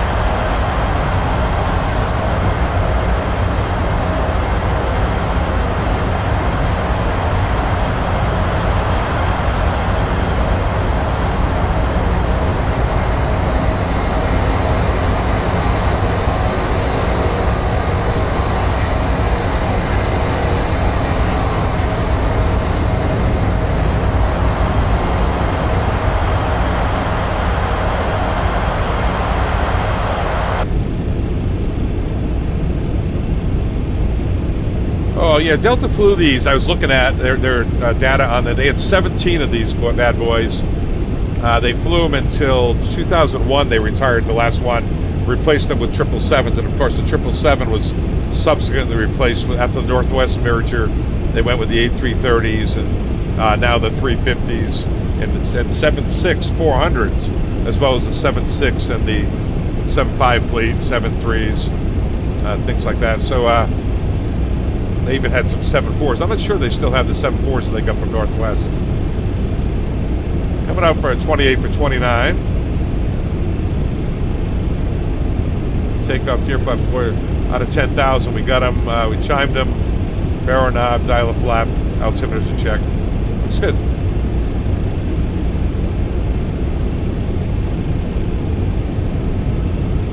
Looks like somebody's out here.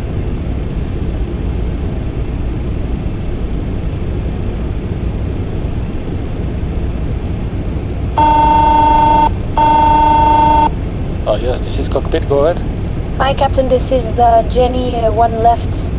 I have one passenger is complaining of chest pain and having difficulties breathing. I called the page for a doctor, we found one, and he's looking at the passenger right now. I will let you know how it goes. Right now he is under oxygen, and the doctor is making a diagnostic, so a diagnose, and I'll be able to let you know in a couple of minutes. Okay, thanks a lot. Well, right now we'll consider continuing to Atlanta. We'll look at divert alternates if they say so. Keep us updated. Thanks a lot. And when you have a chance, have someone call up with their name, their seat number for us. Thanks a lot, Jenny. All right, guys. So the main reason that you divert in the airlines. Now I covered all this on the PMDG 777 yesterday, but the main reason you do is weather. I don't know how many times I've diverted for weather. In 36 years, maybe 25 times. Had to go around for weather, come back around, try it again. Maybe we set up for Cat 1, we had to come around to a Cat 3. But I diverted maybe 25 or 30 times because I was international a lot. Domestic guys diverted more. That's the number one reason. But probably number two reason you divert, quite honestly, you airline pilots out there can tell me and argue with me if you want, is medical. And the phone call you get is just like that. There are certain reasons that we have to divert by our regulations with our company. They are uncontrolled bleeding. If someone's bleeding and it's uncontrollable, loss of consciousness and they can't be revived. They've passed out and they can't be revived. That's a big if, because a lot of times we can get them, they come back. You think about it, the guys, they've been out there for 4 hours, they've left their house 4 hours before departure, sat in a hot airport for 3 or 4 hours, 2 hours. They get on the airplane thinking they're going to eat, and we don't have any food for them, or drinks, and they pass out. Or they're diabetic and their blood sugar gets low. So usually the flight attendants will give them an orange juice that'll straighten them out. But we page a physician. The other one is if someone's having a baby, or we've had to use a defibrillator. So someone has a heart attack, you can use the defibrillator. Flight attendants are actually trained in it. But you have to have no pulse. Then you can use a defibrillator. And then, let's say you get them back to life, you got to put it down. So uncontrolled breathing, loss of consciousness where you can't wake them back up, a baby's being born, or you use the defibrillator. A death in flight, I've had that happen a few times. It was never me though. But the funny for me to joke about it, right? Sometimes we're bringing people home just to get home because they want to die at home. Sometimes it's just a tragedy. I had a 50-year-old dad with his 3 daughters die on my flight going down to Buenos Aires. It was so sad. However, we do not have to divert for someone if they can be pronounced dead by a physician on board. If the physician says that person's dead, I pronounce them dead, then we can continue on to our destination. We isolate the body, we put a blanket over them. It's very sad, but we continue on. Because why? Because a divert is no laughing matter. A divert is a serious situation. Let's talk about why. And I'll get into this divert here. If I'm going from New York to New Delhi, India, and I'm over Central Asia, and I'm looking at a 13,000-foot Soviet-era runway down in one of the Kazakhstan or down in even Armenia and places like that, boy, that's tempting, right? Yeah, if you're on fire, the cabin's on fire, you put that thing down, you don't care about getting out of there, you care about getting it down. That's great. But a medical emergency, that airplane is, there are certain airports, they can't service a 777. They can't put gas on your airplane. They can't even get stairs on the airplane. They don't have medical facilities. They don't have hospitals. So, hotels.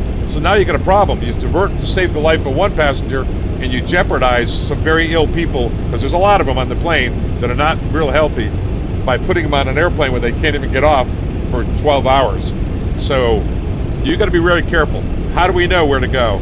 Well, we can look on our maps, we can talk to ATC, but it's dispatch. We have a Fort Worth dispatch in Dallas Fort Worth who has access to everything. All that information, they can contact any station, they can do all that work for you. So the first order of business when you're thinking about a divert is to go on your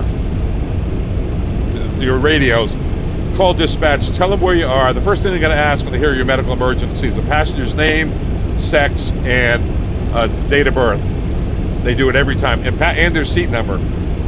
They have a physicians on call program where we hire an agency that has medical personnel that will give advice in the event and make recommendations in the event of a medical emergency. You know the big four that we're supposed to divert. You know the problems with diverting. You better make sure that they have even the medical. Well, you can divert to a 13,000-foot runway for medical, and they don't have medical. Or you can't get the plane out of there. You can't even put fuel in the plane. Your duty day expires, and you don't even have a hotel. So you got to be super careful. They can tell you. Here's what we're going to run into now. We're talking to them right now. We're checking the weather on our ACARs. We're checking the weather from Philadelphia. All different places all around us. We're looking at our maps. Right now our closest alternates are Philadelphia, Wilmington, Delaware, Baltimore, Maryland, Dulles, all places to go. But the only one, Dulles, they said on the lesson plan from FSiPanel, is closed due to VIP movement. Philadelphia had an airport fire, and we'll say Baltimore had an electrical outage, and ATC doesn't work there. So we're going into DC. Can we do it? Let me see here. Performance. Go to the box. Takeoff. 399. Performance. We'll say Atlanta, okay? It doesn't matter what runway. Dry, just get the winds. Landing weight. I say 390. Let's put that in there. 000. Reverses all. Brakes. We'll go medium. Flaps 50. Calculate. 4,600 feet. So at this weight, we can stop in Atlanta. We have 7,000 feet available in Dulles, and we can stop at 4,600 feet.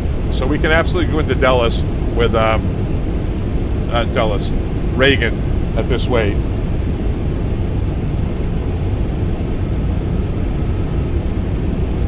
And it doesn't have the wind. There we go. Not applicable. Oh, it's got a 10. All right, so it's runway 19. Man, this thing is smart, huh? There it is. It says we can get in there at 390,000 pounds in about 4,000 feet. So we know we can go there. Flaps 50, flaps 34, 35 rather, 4,100. So we'll go flaps 50, brakes medium. Delta 540 over to Washington Center. The frequency is 13415. Bye-bye. 13415, Delta 540, goodbye. There's no sense telling this guys that we have a medical issue. They don't care. 13415 set. Washington Delta 540 at flight level 300. Delta 540 Washington Center, good morning. Your radar contact, fly direct Casanova VOR. This is Charlie Sierra November. Okay, direct Charlie Sierra November for American, for Delta 540. Sorry guys. And then I'll do a beam points. Looks good. Here we go. A beam, Westminster. Put this out. I usually like to be able to see it. And off we go. So we know we're going into DCA if we need it. We could go down and check the DCA weather.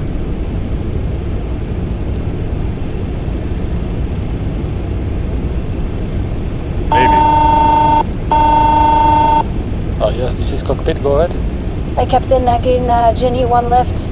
The doctor strongly advised us to divert the aircraft as soon as possible, as it is probably a heart attack. So the doctor says we should be on the ground within half an hour if we want to have a chance to save the passenger. Okay, thanks a lot, Jenny. Make a PA to the people. We'll be on the ground here in about 20 minutes. All right, guys, let's take a look at the time. 16:33. Let's write that down. 16:33. They told us 30 Washington minutes. Ronald Reagan Airport ADIS information Bravo. Wind 160 at 15. Visibility 10. 4th. Washington Delta 540. Mayday, Mayday, Mayday. Delta 540, Mayday is copied. Turn left heading 220 and descend flight level 180. Expect Victors for river visual approach runway 19 at Ronald Reagan. No speed restriction. Delta 540 left to 220. Descend to flight level 180. Visual 19 around Reagan. No speed restriction. Thank you. All right, guys. I guess they heard about us. Put in 18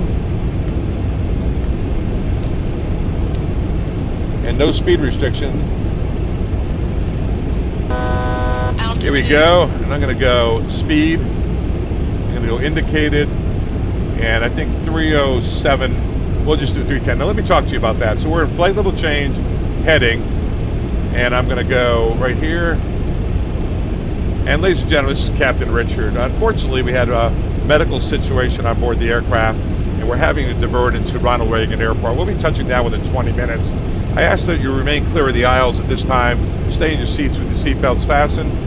Once we land, we'll have medical personnel meet the aircraft again. We'll need you to remain in your seats. I apologize for any inconvenience. All right, guys, so diverting. A NIT. KLGA to KLT. So how about KLGA and then KDCA.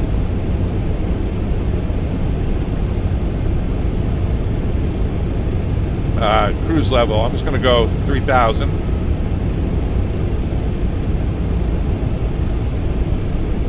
Because that's what the approach starts at. Just for kicks. I'll go 20 on the cost index. Want to make sure someone's flying the airplane here. 310. Remember, we get exemption on the 250 below 10. I'm gonna go flight plan. KDCA.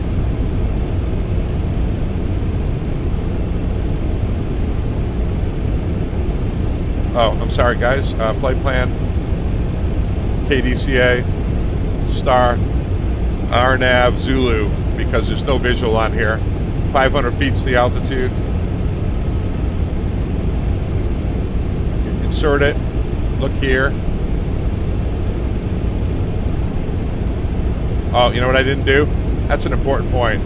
KDCA, I think you have to select transition none on the MD-11. This one, 500. This one, insert it, then come back in here. Transition none. All right, what did I do wrong? Once again, Bob is flying the airplane. RNV Zulu. 500. This. Insert. Transition none. Delta 540, continue descent, 9,000 feet, altimeter 2965.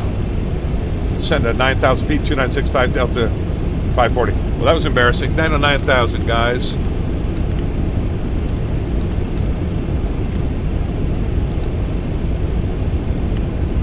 $9,000 set, that's what we asked for, that's what we got. It's doing 307 on the descent. That's what we want, right? Going to decrease the range a little bit. And then on this approach, they're going to send us over Fergie.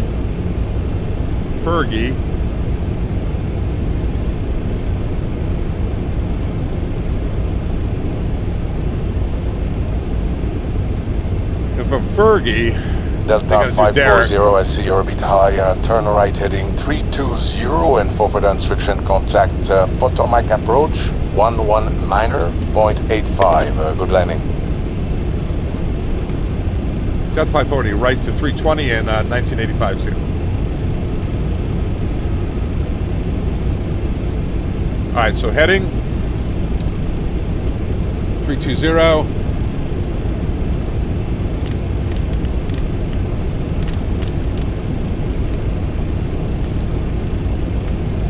Remember, don't worry about the 250 below 10. Rada 18, so we can go altimeters in just a second. Of course. And Delta 540, information Bravo, and we're descending to 9,000, heading 320. Delta 540, Potomac approach. Good morning, you are identified. Descent 5,000 feet, altimeter 2965, expedited descent, and expect to left turn to Fergie in around 2 to 3 miles. Down to 5,000 feet, we'll expedite the descent, and we'll expect that turn to Fergie with Delta 540. All right, guys, so 5,000, that's what we asked for. That's what we got. We're at 307, there's altimeters. We're gonna go 2965, 2965 3 times. We're gonna go to the overhead. I'm humping. Gonna go here. Lights on. Lights on. And there's Fergie. Let's look at the going down to 5,000. Okay, looks good. Let's look at the approach now. Gonna call up DCA. I want you to see something here. I learned this yesterday. So here's the river visual, which they say to expect, right? Take a look at that ground track. I'm gonna call it the Zulu. River visual. Stay over the river, Zulu. About the same, right? If you take the river visual, look at these notes. Aircraft may visually follow the river to the airport, or 540, turn left heading 140. Delta 540, left 140. Left 140. Heading.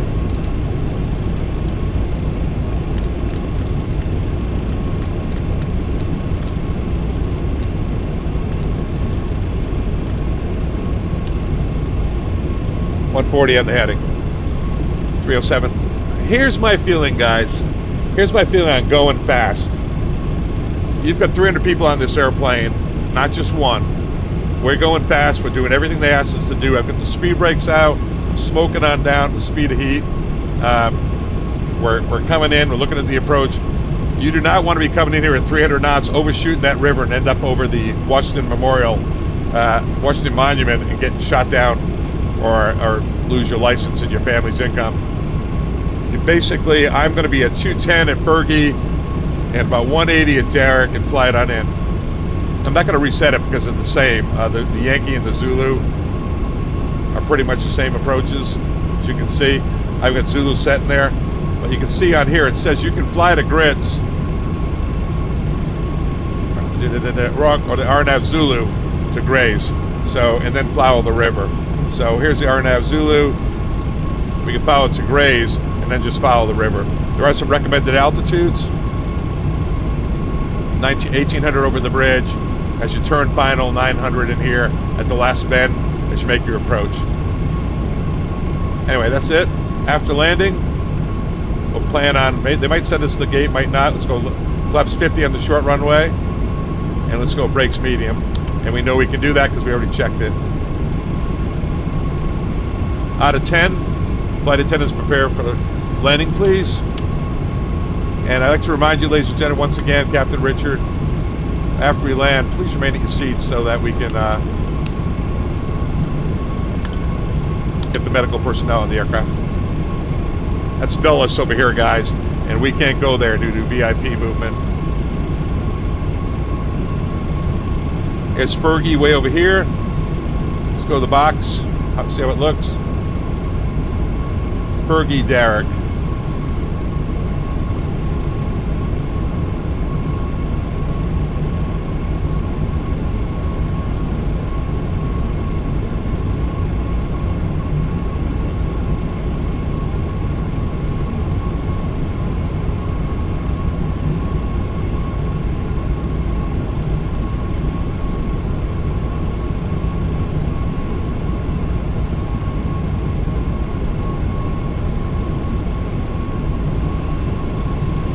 I do want to go back in here, and on this MD-11, I want to set that cruise altitude to 3,000, which I did. Which I did on the wrong page, too. This should have been DAL 540, right? You guys knew that. My plan is to get down and slow down, so I'm going to start bring the speed back before we get too fast here. I want to be at 210 at Derrick. Delta 540, descend at 3,000 feet, proceed direct to Fergie, and you're clear, river visual 19. Descend to 3,000 feet, direct Fergie, clear the river visual 19, Delta 540. All right, there we go, guys. Slowing on down. Direct Fergie, box. We are smoking on in, just what I said I didn't want to do, right? Direct Fergie. Nav. Below 280, flaps, slots extend. Below 255, flaps 5. Retract speed brake, going down to 3. No, I'm not going to retract the speed brake. I'll let it correct back over here. Here's the river. 6 for 3.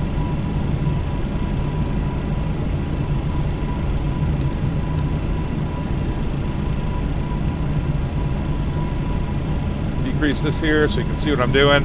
There's Fergie. I'll redo direct Fergie.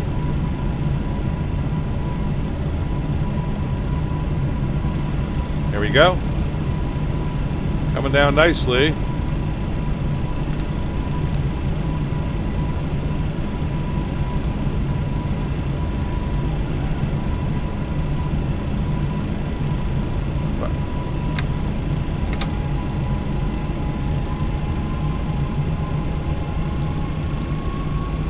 Here comes 4 for 3. Delta 540 contact tower, frequency 119.1. 19-1, Delta 540 here. Guys, I'm going to try to do a profile descent. Looking for 19-1 on the freak. Come on. Oh man, he didn't set it for me. Picked a bad time to do that.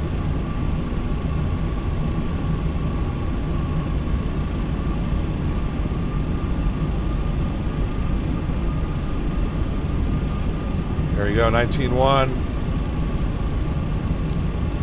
Delta 540 contact tower, frequency 119.1. 19-1, Delta 540. Bring this stat, go profile.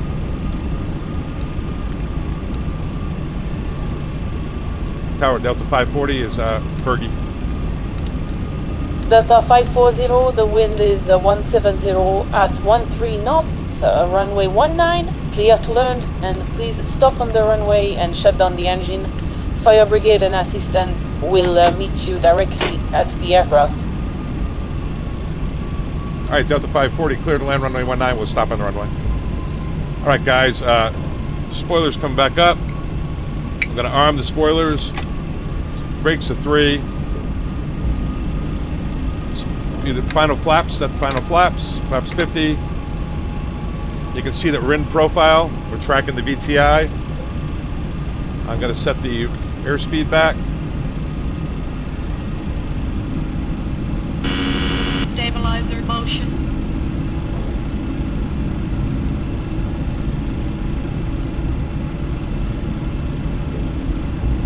There it is, 2000 at Slaney. Come on, airspeed, get back in there.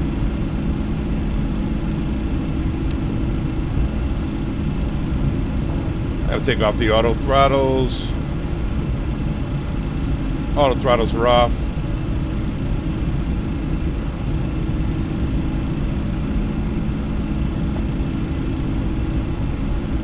Doesn't want to cooperate here. Gears down, flaps down, we get a green box. VTI looks good.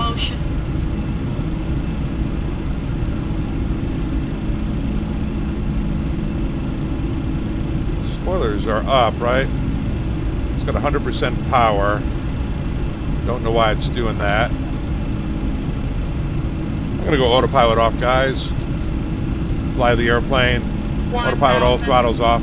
I'm going to have to turn off these auto flight system here. Try to get my airplane to fly. It's not cooperating. You can see that I've got 110% here.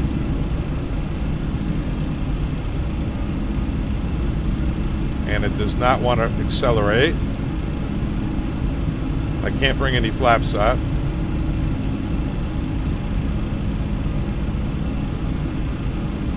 Very weird.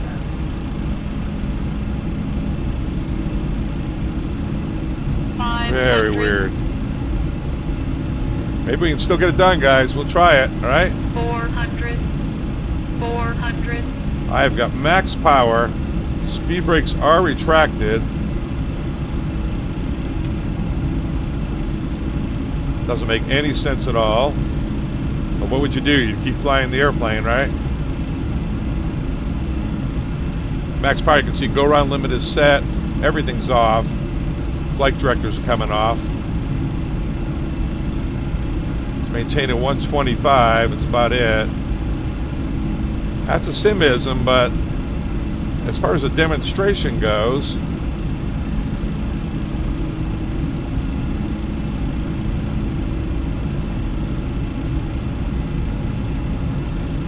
All right, well, we'll fly 123 knot final.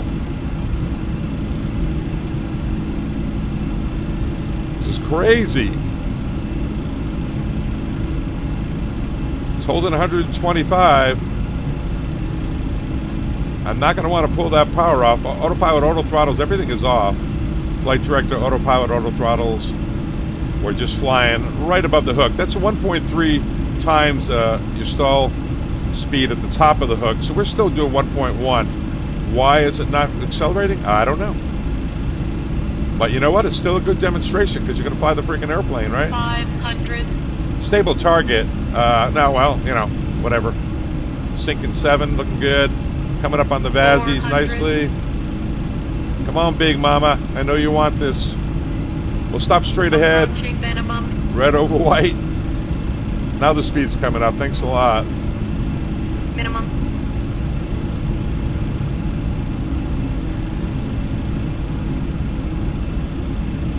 $100. 50, 40, 30, 20, 10. Yeah, we'll take it. We'll take it. At this point, right? All right, Bob, why don't you, when we land, go say goodbye to the people for that landing. All right, coming out of spoilers. Spoiler. We're retracting everything. They're not going to approach us until we get everything shut down. So we're going to stop the airplane. I'm going to say, ladies and gentlemen, it's the captain. I'm sorry about the first officer's landing. Please remain seated. We're going to have medical personnel board the aircraft. All right, brakes are set. Let's go to the overhead. We're going to start the APU, right here. We can start shutting down some of the stuff here. Number 2.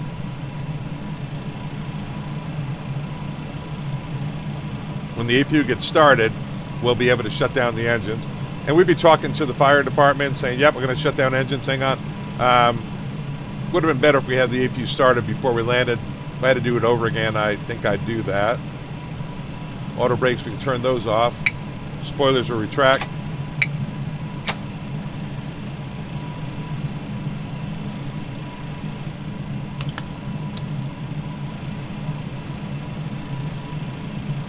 Let's go to the overhead. APU should be just about started. There it is. Chop the engines. Hi guys, JP, well done. You saved his life. So we are on the ground and safe. I hope you enjoyed this scenario. Any comment, please feel free to drop it in the Discord channel or in the forum. See you next time and stay safe. Bye-bye. All right, very good. I'm going to turn off the ice. Everything's coming down. We'll turn on the air.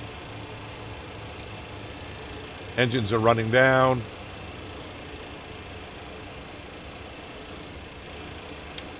Trying to wait for the fire trucks to show up here, guys. Oh, the APU was on. Now it's failed.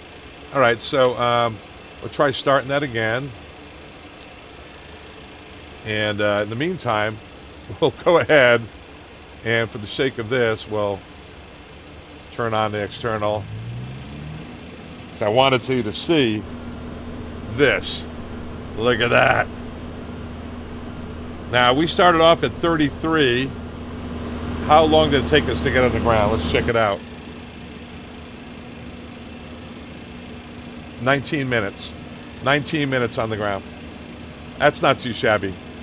19 minutes coming on here. Let's go outside. Don't know what happened, guys. I honestly don't know what happened on the thrust, but we flew the airplane. We didn't have anywhere to go, really. I couldn't really, 19 minutes, yeah, now the time's all messed up. Yeah, it took us 19 minutes. Right now it's 54. We landed 2 minutes ago, 33. Don't know what caused that. All I know is you got to keep flying the airplane, right? And that's exactly what we did. All right, so that's it. MD-11. Don't know what happened on the with the thrust at the end. No idea. Speed brakes were retracted. Had plenty of weight. We had max thrust being produced. But we came in and landed. Didn't have much to flare with, being a little bit slow. But we got it done. Stopped. He's saved on the ground in 19 minutes. And he's going to go home and have a great life. Anyway, guys, thanks a lot. please remember to subscribe, and thank you so much for your support. Join our Discord and participate. Thanks a lot. Father Time's out.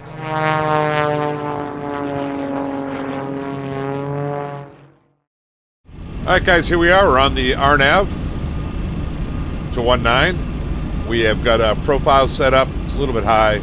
Slowing to 180. We're at flaps 28. It's having no trouble maintaining the speed. It's flying the ground track. Here we go. Let's go flaps 35.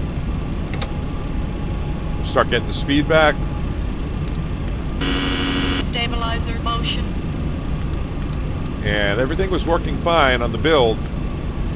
Right about in here, there's flaps 35. Let's go flaps 50. Go to the box. 1,000. 151 as we approach.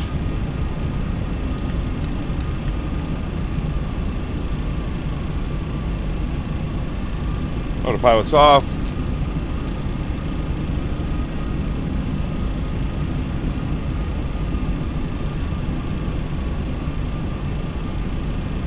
Bringing it on around over the bridge, over the river and through the woods.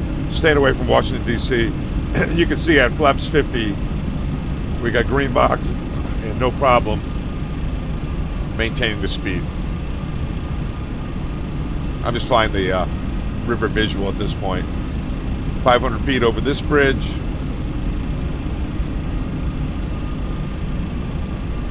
And we'll line itself up on final and see if we can get a better landing than last time. Trying to pick up the Vazzies out here. I see red over white. Yep, no problem. So nice job, TFDi. They fixed the flaps 50 drag coefficient. And since we're here, we might as well see how we can do on the landing, right? Should roll out on the Vazzies. Showing a little high now, but we still have a little ways to go. There it is, red over white. Pull the nose up a little. Approaching minimum. Minimum. And this river visual is kind of an angling short final because of the river and the monument 100. out there. 50. 40. 30. 20. 10. All right, got our medical emergency. Let's not forget that. Coming in reverse. We'll stop it. Coming out at 80. Fully out by 60.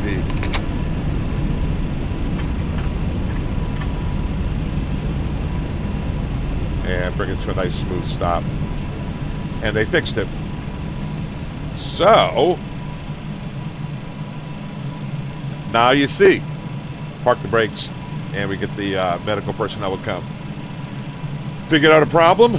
We're still in the quality assurance phase for the next release that's coming to TFDi. Found a little problem at flaps 50, reported it, made a video for them, showed them how to do it, showed them what happened. They fixed it, and I've just proved they fixed it. I'll send them this video, say this part is fixed. They'll continue the quality assurance program, see if anyone can find anything else. Hopefully by the end of business today, which is July 31st, you'll have a new build from TFDi. Father Time out. This stuff is just a blast. We'll see you later.